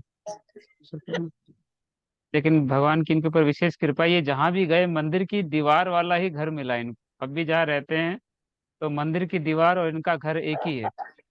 मतलब मंदिर की दीवार में छेद करेंगे तो उसकी कील जो है इनके घर में चली जाएगी, ये मान लीजिए। ये विशेष कृपा। कौन कहता है कि भगवान बाहर जाएंगे तो भगवान नहीं? भगवान मिलते हैं, हर जगह मिलते हैं। और देखिए लेक्चर देने का तरीका देखिए, पूरा लेक्चर उन्होंने सतोगुण में दिया, पूरी फिलोसफी प्रपात फिलोसफी दी, प्रपात फिलोसफी से अलग कुछ भी नहीं बोला। प्रपात जी का गुणगान किया इन्होंने, वैष्णव का गुणगान किया इन्होंने, है ना। जीव गोस्वामी जी की स्टोरी सुनाई, चैतन्य महाप्रभु के 4 भक्तों की स्टोरी सुनाई। ये विशेषता है गौड़ीय वैष्णव परंपरा के भक्तों की, जो कि लेक्चर देते हैं। जिस लेक्चर में हम प्रभुपाद का गुणगान नहीं कर रहे हैं, वैष्णव का गुणगान नहीं कर रहे हैं, महाप्रभु का गुणगान नहीं कर रहे, उनकी स्टोरी नहीं बता रहे, प्रैक्टिकल चीजें नहीं बता रहे, थीम वाइज जिन्होंने देखिए, और मैंने इनको टॉपिक बोला कि आप टॉपिक लीजिएगा, इन्होंने पूरा लेक्चर प्रिपेयर किया, उसका पावर पॉइंट बनाया। हाँ, और इनके मंदिर में भी सेवा रहती है, घर भी है, ऑफिस भी है, और शुरू के दिनों से इन्होंने मुझे लक्ष्मी के बारे में जैसे बताया, तो बहुत फाइनेंशियल सपोर्ट किया शुरू में। जब यहाँ यूथ फोरम हम स्टार्ट कर रहे थे तो पैसा नहीं था हमारे पास, ट्रैवलिंग के लिए, प्रसादम के लिए, कैंप के लिए, इनसे मैं उधार पैसे उधार ले लेके जाता था कैंप के लिए, बस का पैसा देना होता था उधर। तो बहुत इन्होंने हेल्प किया, और इन्होंने अपने सिस्टर को जोड़ा ना, दोनों भाइयों को जोड़ा ना। इनकी मदर है रुक्मणी माता जी, स्वाति माता जी इनकी सिस्टर हैं। इनके जीजा जी यहाँ पे उदित प्रभु हैं, इनको पकड़ के रखा हुआ है इन्होंने, और भी कई लोगों को पकड़ के रखते हैं ना। तो विदेश में रह के यहाँ इंडिया के लोगों को पकड़ के रखना, आप लोग को, कई भक्तों को नहीं पता, ये जेल में प्रीचिंग करते हैं। जो कैदी होते हैं, कैदियों को प्रीचिंग करते हैं लेटर्स के माध्यम से, है ना, उनकी जो प्रॉब्लम्स होती हैं उसको सॉल्व करते हैं। ऐसे बहुत सारी क्वालिटीज हैं इनके अंदर। परम पूज्य राधा गोविंद महाराज की इन पर विशेष कृपा है, और उसी मूड को फॉलो करते हैं। इस्कॉन का एक जो मूड है, वैष्णव परंपरा का मूड है, उसको फॉलो करते हैं। तो वंडरफुल लेक्चर दिया इन्होंने, बहुत जबरदस्त प्रैक्टिकल चीजें दी, तो इसके लिए मैं थैंक यू करूंगा। और इनकी बिटिया है, आप देख सकते हैं, है ना, विशेष। क्या नाम रखा है सॉरी इनका, बिटिया? बिटिया का नाम सॉरी क्या रखा प्रभु है? जी। हाँ, ये दृष्टि तो नाम है प्रभु जी बेटिया का। दृष्टि, हाँ, है ना, इनका हाँ। पूरा संस्कार हुआ था, देखिए वहां रहकर उन्होंने इसका पूरा संस्कार, जो गर्भाधान संस्कार से लेके सारे संस्कार हुए थे। तो वहां रहकर भी चीजें की जा सकती हैं, हो सकती है। तो बहुत बहुत थैंक यू। कोई भक्त एक दो प्रश्न पूछना चाहे तो पूछ सकते हैं, समय हो चुका है। और मैं बहुत बहुत धन्यवाद करूंगा अंशुमन पू का और बाकी भक्तों का, जो कि कोऑर्डिनेट कर रहे थे, भक्तों को कॉल किया ना। वैसे तो भक्त लोग आते ही हैं हमारे ना, पर ये सैटरडे आज हमारा SP3 क्लास नहीं था, कुछ रिक्वेस्ट किया था। और आगे भी प्रभु जी लेक्चर देते रहेंगे। इन्होंने, हमने इनका वो बॉन्ड साइन किया है इन्होंने, जो बॉन्ड दिखता नहीं है, कि महीने में एक स्पेशल ये देंगे हमें। आई थिंक आप लोग को चलिए। अच्छा लगा होगा, हाथ हिला के ऐसे बता सकते हैं। प्रैक्टिकल लेक्चर, इंटरेस्टिंग लेक्चर, नींद नहीं आई होगी। तो इसका मतलब मुझसे अच्छा लेक्चर देने वाले भक्त हैं ना, तो इनसे सुनेंगे तो आपको अच्छा लगेगा। झूठ मूठ मेरी तारीफ करते हैं आप लोग। यस, उदित प्रभु और अंशुमन प्रभु, प्रश्न है ना, माता जी भी कुछ प्रैक्टिकल क्वेश्चन पूछिए, है ना। तो घर में पेड़ उग रहा है तो उसे कांटे कौन काटेगा, मैं ये प्रश्न पूछने वाला था। पानी कौन डालेगा और कांटे कौन काटेगा, ये भी क्वेश्चन। यस, पूछिए। देखिए इतना अच्छा पावर पॉइंट बनाया, एक एक फोटो से पावर पॉइंट जो है दिखना चाहिए, है ना, समझ में आना चाहिए। मैं थोड़ा सा बताना चाहूंगा, शुरू में ये पावर पॉइंट बनाते थे, है ना, तो बहुत कुछ उसमें कंटेंट होता था। तो हम लोग डिस्कस करते हैं, है ना, रात रात भर हमारी इनसे बातचीत होती रहती है। तो पावर पॉइंट बना, इनके अंदर लर्निंग एटीट्यूड है, पावर पॉइंट कैसे बनाना है, लेक्चर कैसे प्रिपेयर करना है, ये सब चीजें सीखते हैं, इस एज में सीखते हैं ये, है ना। इनका पैकेज ही 1 करोड़ का पैकेज है, साल का 1 करोड़ का पैकेज है इनका, सोचिए। उसके बाद भी ये इतना सब करते हैं, सिंपल रहते हैं एकदम। Yes, Udit cruise. Yes, correct, Prabhu ji. Thank you so much, Prabhu ji, for giving me chance.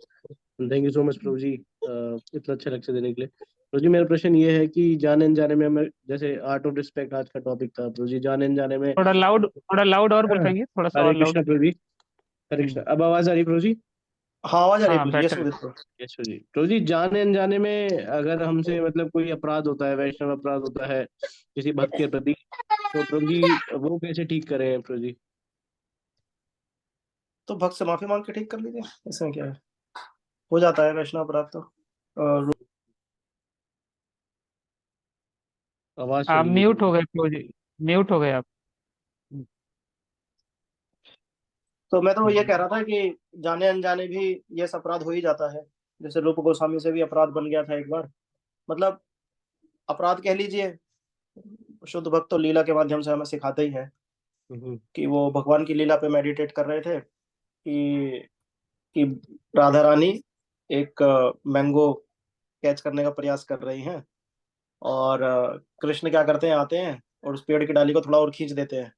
तो राधा रानी के हाथ में मैंगो तो आ जाता है, पर वो तुरंत छोड़ देते हैं, तो राधा रानी वहां लटक जाती है। तो वो ऐसा जब इस लीला पे मेडिटेट कर रहे थे, तो करते करते उन्हें हंसी आ गई।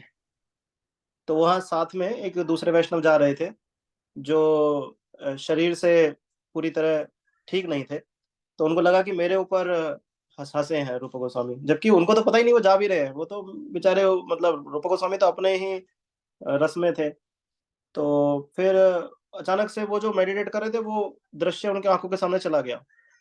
तो उनको लगा कि कुछ अपराध बना है, तो वो जाके अपने बड़े भाई सनातन गोस्वामी जी से बात की। सनातन गोस्वामी बोले कि हाँ, तुम्हारा किसी के प्रति तुमने अनजाने में अपराध किया है। तो बोले क्या किया जाए, मुझे तो पता भी नहीं किसके प्रति किया है, वरना मैं जाके इनके चरण कमलों में माफी मांग लूं अगर ऐसा है तो कहे कि अब कैसे पता लगाएं। तो फिर उन्होंने फीस्ट ऑर्गेनाइज किया और सारे वैष्णवों को बुलाया। तो बोले उसमें जो नहीं आएगा उससे तुम्हें माफी मांगनी है। तो वैष्णव को बुलाया गया, उसमें वो वैष्णव नहीं आए तो समझ गए कि, तो जाके उनसे बात की, उनसे माफी मांगी। तो यस, आपका प्रश्न तो सही है। जाने, हमारा तो अनजाना क्या, हमारा तो जाने में बहुत अपराध बन ही जाते हैं। ये आप तो सही प्रश्न है। और जैसा मैंने लेक्चर के दौरान भी बोला है कि हम शुद्ध हो रहे हैं, तो हम हम अपने को ये ना माने शुद्ध भक्त है तेरा किसी के प्रति बनेगा नहीं, अपराध बनेगा, बन जाएगा, ध्यान रखना है। कभी बन जाए तो वैष्णव के चरणों में जाके भैया माफी मांग ले, वो वैष्णव कृपालु होते हैं, माफ कर देते हैं। ठीक है Udit, thank you thank brother, you. Thanks. सब आप फीस्ट कराएंगे तो सभी लोग आएंगे, आप चिंता मत कीजिए, कोई रुकेगा नहीं। पक्का पक्का, इस बार तो आप इंडिया में मैं आऊंगा तो फीस्ट होगा। तो आप समझ ही नहीं पाएंगे कि किसके प्रति अपराध किया, आप ढूंढते रहेंगे। ओ अच्छा अच्छा। ये अच्छा है थोड़ा सा। ये अंशुमन प्रभु। हरे कृष्णा प्रभु जी, धन्यवाद प्रणाम। बहुत अच्छा प्रभु कृपा। जी, आपने लेक्चर लेक्चर दिया प्रभु जी। बहुत इम्पोर्टेंट टॉपिक था। तो जी मेरा सवाल है कि अ, Yes. हम भक्तों में कभी कभी ये बहुत कैजुअल हो जाते हैं। हाँ। बहुत मतलब दीक्षित डिवोटी भी होते हैं और नॉन दीक्षित डिवोटी भी है, सीनियर डिवोटी हैं, मतलब अलग अलग कैटेगरी है, लेकिन हम उनके साथ कैजुअल हो जाते हैं। जो कैजुअल होना चाहिए, नहीं होना चाहिए, या अगर होना चाहिए तो वो हंसी मजाक जो हम कर रहे हैं उसकी क्या सीमा होना चाहिए, या बिल्कुल नहीं करना चाहिए। तो वो कभी कभी खुद को भी ऐसा महसूस होता है कि हमने ज्यादा हंसी मजाक कर लिया, या सामने वाले ने हमारे साथ ज्यादा कर लिया, या हम जो हंसी मजाक कर रहे हैं हम दोनों तो डाइजेस्ट कर पा रहे हैं, लेकिन हमें जो देख रहा है वो डाइजेस्ट नहीं कर पा रहा है। तो करेक्ट। इन सब सिचुएशन को कैसे हम टैकल करें, और क्या करना चाहिए क्या नहीं करना जो मैं समझा हूँ अभी तक वैष्णव समाज में, कि जूनियर के साथ तो हमें जो रखना चाहिए वो शिक्षा के माध्यम से रिलेशन हमारा रहना चाहिए, है ना। जूनियर है, प्रेम का एक रिलेशन हमारा रहना चाहिए। साथ में हम लोग वो माहौल रख सकते हैं जिसमें हम हंसी मजाक भी कर सकते हैं। वो हंसी मजाक के भी दायरे रहते हैं, वैष्णव दायरे रहते हैं, करेक्ट ना। मतलब वो हंसी मजाक भी एक उस दायरे में रहे।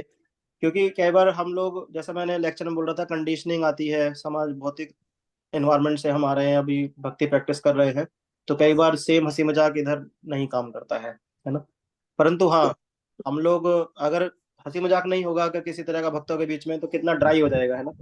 तो साथ में जो भक्त साथ में है वो हंसी मजाक कर सकते हैं। और एक सेकंड, हाँ तो बोलेंगे आप? बोलेंगे? ओके। तो मुझे, मैं माफी चाहूंगा आपसे, और मैं आपकी हेल्प लगेगी मुझे आपको एक्सप्लेन करने के लिए, दामोदर जी। कोई बात नहीं, आई एम रेडी। यस तो यस। हाँ चलो बड़ा ठीक है। अच्छा हाँ प्रश्न पूछा है इन्होंने, है ना। यस मुझे आप प्लीज एक्सप्लेन करेंगे क्या, मुझे भी सीखने का मौका मिलेगा।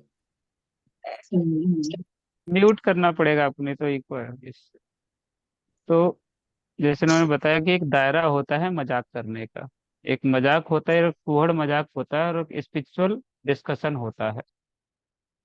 तो दो सीनियर जब आपस में बातचीत करें या मजाक करें या कोई भी ऐसी एक्टिविटी करें जिसमें आपको ऐसा लग रहा है कि ये वैष्णव धर्म का पालन नहीं कर रहे हैं, वैष्णव टिकेट का पालन नहीं कर रहे हैं, तो वहाँ चेतन चेतामृत का एक श्लोक है जिसकी एक लाइन है कि वैष्णवेर क्रिया मुद्रा बिखे न बुझाए।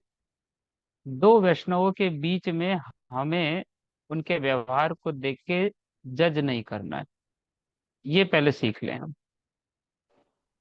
कि दो वैष्णव कैसे ही बात कर सकते हैं। दो वैष्णव अपने एक दूसरे के प्लेट में से खाना, जो प्रसाद है, छीना झपटी करके खा सकते हैं, पर आपको ये नहीं सोचना कि अरे देखो ये कैसे वैष्णव है, तो आपस में छीना झपटी करके जूठा खा रहे हो और हमें मना करते हैं जूठा खाने की। जैसे ही आपने सोचा तुरंत वैष्णव अपराध हो जाएगा। वहीं साथ साथ अपने जूनियर्स के साथ आप एक डिस्टेंस बना के रखें। मैं हमेशा बोलता हूँ इस ग्रुप के सभी भक्त मेच्योर हो जाएं, है ना। मैं कई बार देखता हूँ कि जो प्रभु जी लोग हैं प्रसादम हॉल में, मैं देखा कई बार, डांटा भी है, बोला भी है मैंने, कि माताओं से बहुत कैजुअल होके क्लोज होके बात करते हैं, बहुत धीमी आवाज में बात करेंगे, ऐसा लगेगा बड़े पोलाइट में बात कर रहे हैं, लेकिन जो एक डेकोरम है डिस्कस करने का, बात करने का, उसको तोड़ रहे हैं। एक प्रिंसिपल है वो ब्रेक कर रहे हैं। एक लिए पता रहता है लेकिन हम इग्नोर करते हैं या भूल जाते हैं, या किसी को प्रणाम नहीं करते, भूल जाते हैं, है ना। तो ये केयरलेस में आती है चीज।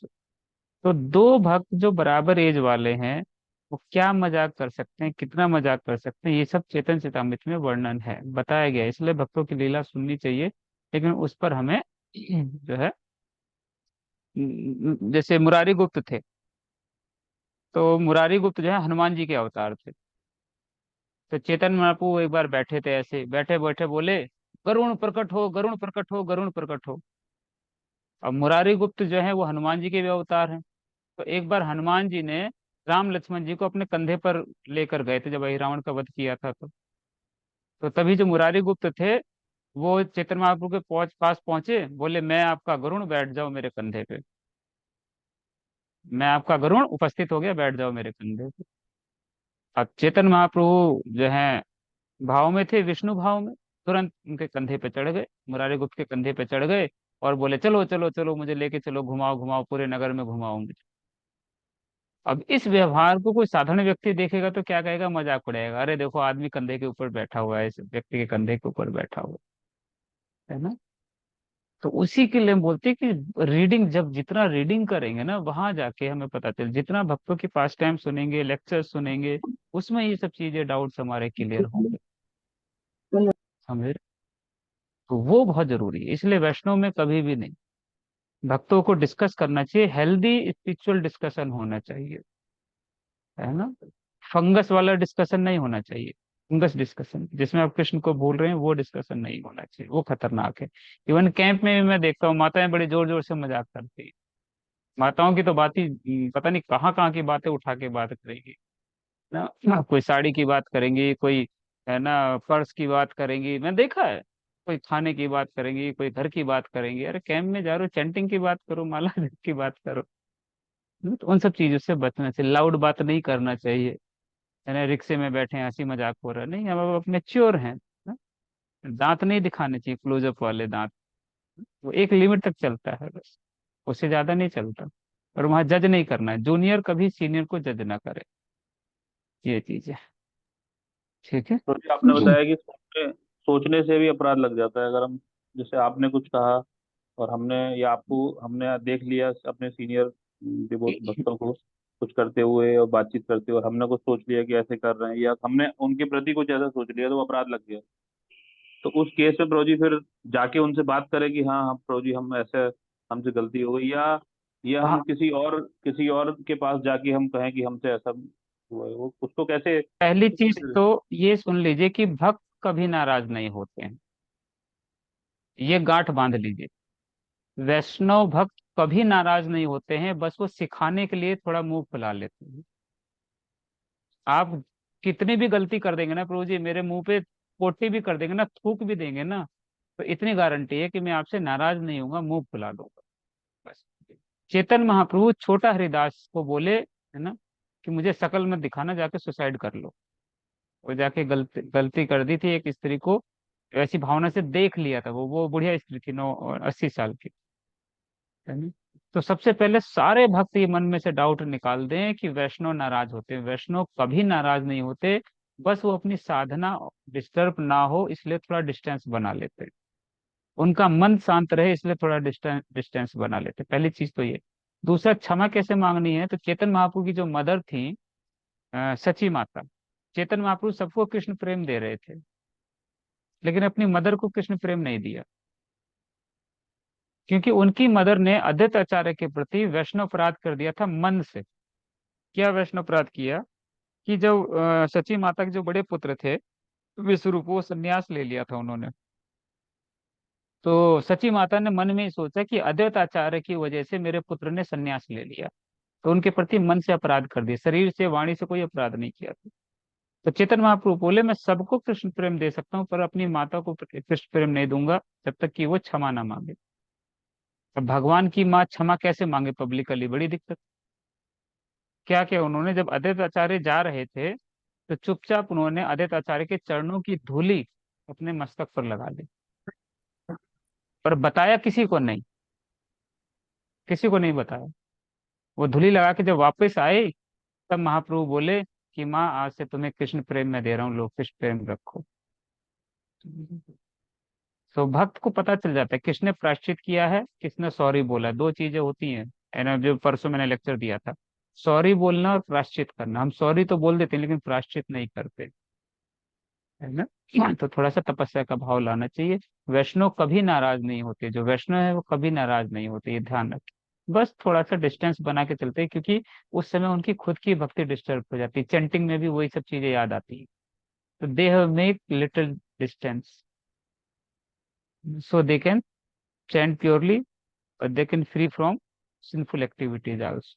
जो उन्होंने मन से अपराध किया है, क्योंकि आप कर रहे हो तो वो भी तो आपके बारे में कुछ सोच रहा है ना, अपने आप को सेफ रखने के लिए। मेरा यूएस से एक ट्रेनिंग हुआ था, जो मैं सबको बताता हूँ अधिकतर, है ना, 1.5 साल से मेरा ट्रेनिंग चल रहा है। सारी ट्रेनिंग होगी, सब कुछ हो गया मेरा, लोकपाल जैसे होते हैं ना, जो एक तरह के मीडिएटर या जज या वकील बोल लीजिए बीच, वैसा कोर्स था मेरा। ऑम्बर्ट्समैन बोलते हैं उसको, लोकपाल। तो सब कुछ होने के बाद उन्होंने लास्ट चीज बोली कि फर्स्ट सेव योर सेल्फ, अपने आप को बचा के रखो, क्योंकि भगवत धाम आपको जाना है। प्रचार के चक्कर में, है ना, आपकी माला चली जाएगी, सेवा के चक्कर में आपकी माला साधना चली जाएगी। Better to chant properly, save yourself first. आप बच्चे रहोगे तो दुनिया को बचा सकते हो, आप ही खत्म हो गए तो खत्म। इसलिए निर्जन भजन करते थे कुछ सब भक्त लोग, वैष्णव लोग, संत लोग, है ना। जगन्नाथ दास बाबा जी महाराज टॉयलेट में जाके जब करते थे, गोरकिशोर दास बाबा जी महाराज, ताकि कोई डिस्टर्ब ना करे उन्हें, है ना। आप सोचिए, अब एक प्रचारक की, हम जैसे प्रचारक मैनेजर की क्या हालत होती है, तो है ना, रात के 11-11 बजे तक जप नहीं हो पाता है, इतनी सेवाएं रहती है। कैसे हम अपने आप को मेंटेन करके रखें, एक ब्रह्मचर्य को मेंटेन करके रखना इतना आसान थोड़ी है ना। चाय कॉफी छोड़ना, फिल्म फिल्म बाहर का ग्लैमर छोड़ के रहना इतना आसान थोड़ी है। कैसे, सिर्फ अध्यात्म के बल पर रह पाते, अदरवाइज नहीं रह पाते। हम्म, समझे।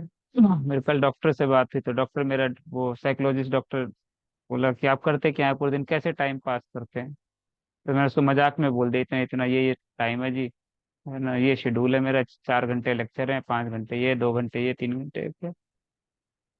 तो बोला पंडित जी सारे मोबाइल वोबाइल बंद कर दो, फिर सो जाओ, नींद की गोली ले आओ, है ना, 5 डब्बे और रोज खाते रहो बस। समझ गए? ठीक है, ये बोला डॉक्टर। मैंने कहा दवाई भी फेल है हमारे यहाँ, सेवा से ही आनंद मिलता है और कोई आनंद नहीं। तो इतना आसान नहीं है प्रभु जी, है ना। तो वैष्णव कभी नाराज नहीं होते, ये मान के चलिए, है ना। बस थोड़ा सा आपको सिखाने के लिए, जैसे माँ क्या करती है, बच्चे को थप्पड़ मार देती है, पिताजी थोड़ा मुंह फुला लेते हैं, इसका मतलब ये थोड़ी कि पिताजी नाराज हो गए, छोड़ देंगे बच्चे को, कभी नहीं छोड़ते। हमने जिसको पकड़ लिया प्रभु, है ना, जब भगवान नहीं छोड़ते तो हम कैसे छोड़ देंगे। हम छोड़ते किसी को नहीं, मॉनिटर करते रहते हैं। अश्विनी कुमार प्रभु यहाँ से अटलांटा भी गए, यूएस भी गए, फिर भी मैंने इनका पीछा नहीं छोड़ा, मेल पे, व्हाट्सएप पे इनके पीछे पड़ा ही रहा, है ना? और आज देखिए आपके सामने है ये। तो कहते थे मैं लेक्चर नहीं दूंगा, इस सेपरेट अकेले कॉलेज प्रोग्राम करते हैं, अकेले। यहाँ से पावर पॉइंट देता हूँ इनको, लेक्चर देता हूँ, थीम बना के देता हूँ, खुद प्रैक्टिस करते हैं, उसको ऑडियंस के हिसाब से सेट करते हैं, लेक्चर देते हैं, है ना। तो इतना आसान नहीं है। तो जब तक भक्तों के साथ में नहीं रहेंगे, गाइडेंस में नहीं रहेंगे, तो नहीं हो पाएगा। 9 बज गए हैं, बहुत बहुत धन्यवाद। Thank you Prabhu ji. हरे कृष्ण। ठीक है, तो हम कभी आपसे नाराज नहीं होंगे, ये था, आप हमसे नाराज हो सकते हैं, ये हम चीज कभी पति आपसे पत्नी पे भी नाराज लागू हो नहीं रही होंगे। है ना प्रभु जी? पत्नी होनी भी तो चाहिए सुनने के लिए, तभी तो आंसर देंगे। नहीं प्रभु जी, हाँ, बहुत अच्छे पता से नहीं। आपने एक्सप्लेन किया, थैंक यू। हाँ, अरे पता नहीं सामने हो, दिखे स्क्रीन पे, तो फिर बताएंगे कि कौन काटेगा, कौन काटेगा, कौन पानी देगा। है ना। तो और बहुत बहुत धन्यवाद। कल सुबह जो भी भक्त यहाँ गाजियाबाद में है, कल सुबह किसी भक्त के यहाँ मंगला आरती नहीं है। कल सुबह सबको गुरु पूजा में यहाँ आना है। मंगला आरती में आए तो बहुत अच्छी बात है, नहीं तो सब लोग गुरु पूजा में आइएगा। और उसके बाद भागवतम लेक्चर है परम पूज्य भक्ति आश्रय वैष्णव स्वामी महाराज जी का, वो भागवतम लेक्चर सबको सुनना है, वो सुनिएगा। लव फिश लेक्चर भी है। तो कल दोपहर में और कोई 11 बजे वाली कोई क्लास नहीं है, मैसेज डाला था किसी ने शायद। तो कल और कोई क्लास नहीं है, सुबह भागवतम लेक्चर है और 1 बजे से लव फिश लेक्चर है। तो आप सब लोग जो भी यहाँ गाजियाबाद में है वो यहाँ आइएगा, आप सबके चरणों में प्रार्थना है। जो लोग बाहर रहते हैं वो ऑनलाइन यूट्यूब पे स्पन गाजियाबाद यूट्यूब चैनल पे सुनिएगा उसका लेक्चर। ठीक है, बहुत बहुत धन्यवाद। हरे कृष्णा। मंडे शाम को मीटिंग है, मंडे सब लोग रहिएगा, हम कॉलिंग करेंगे। मंडे मैं खुद सबको कॉल करूंगा। मंडे शाम को मीटिंग रहेगी, महीने में एक बार हम मीटिंग करेंगे सारे ग्रुप के साथ में क्लास में। ठीक है, आप सभी भक्तों का बहुत बहुत धन्यवाद जिन्होंने अपना समय दिया, 2 घंटे दिए। और विशेष धन्यवाद ग्रेस अश्वनी कुमार पू का कि वहाँ रहकर भी क्लास अटेंड कर लेक्चर दिया, हमें इतना थॉटफुल लेक्चर दिया। थैंक यू अश्वनी कुमार पू जी, सभी भक्तों का धन्यवाद। हरे कृष्ण। Thank you Prabhu ji, Hare Krishna.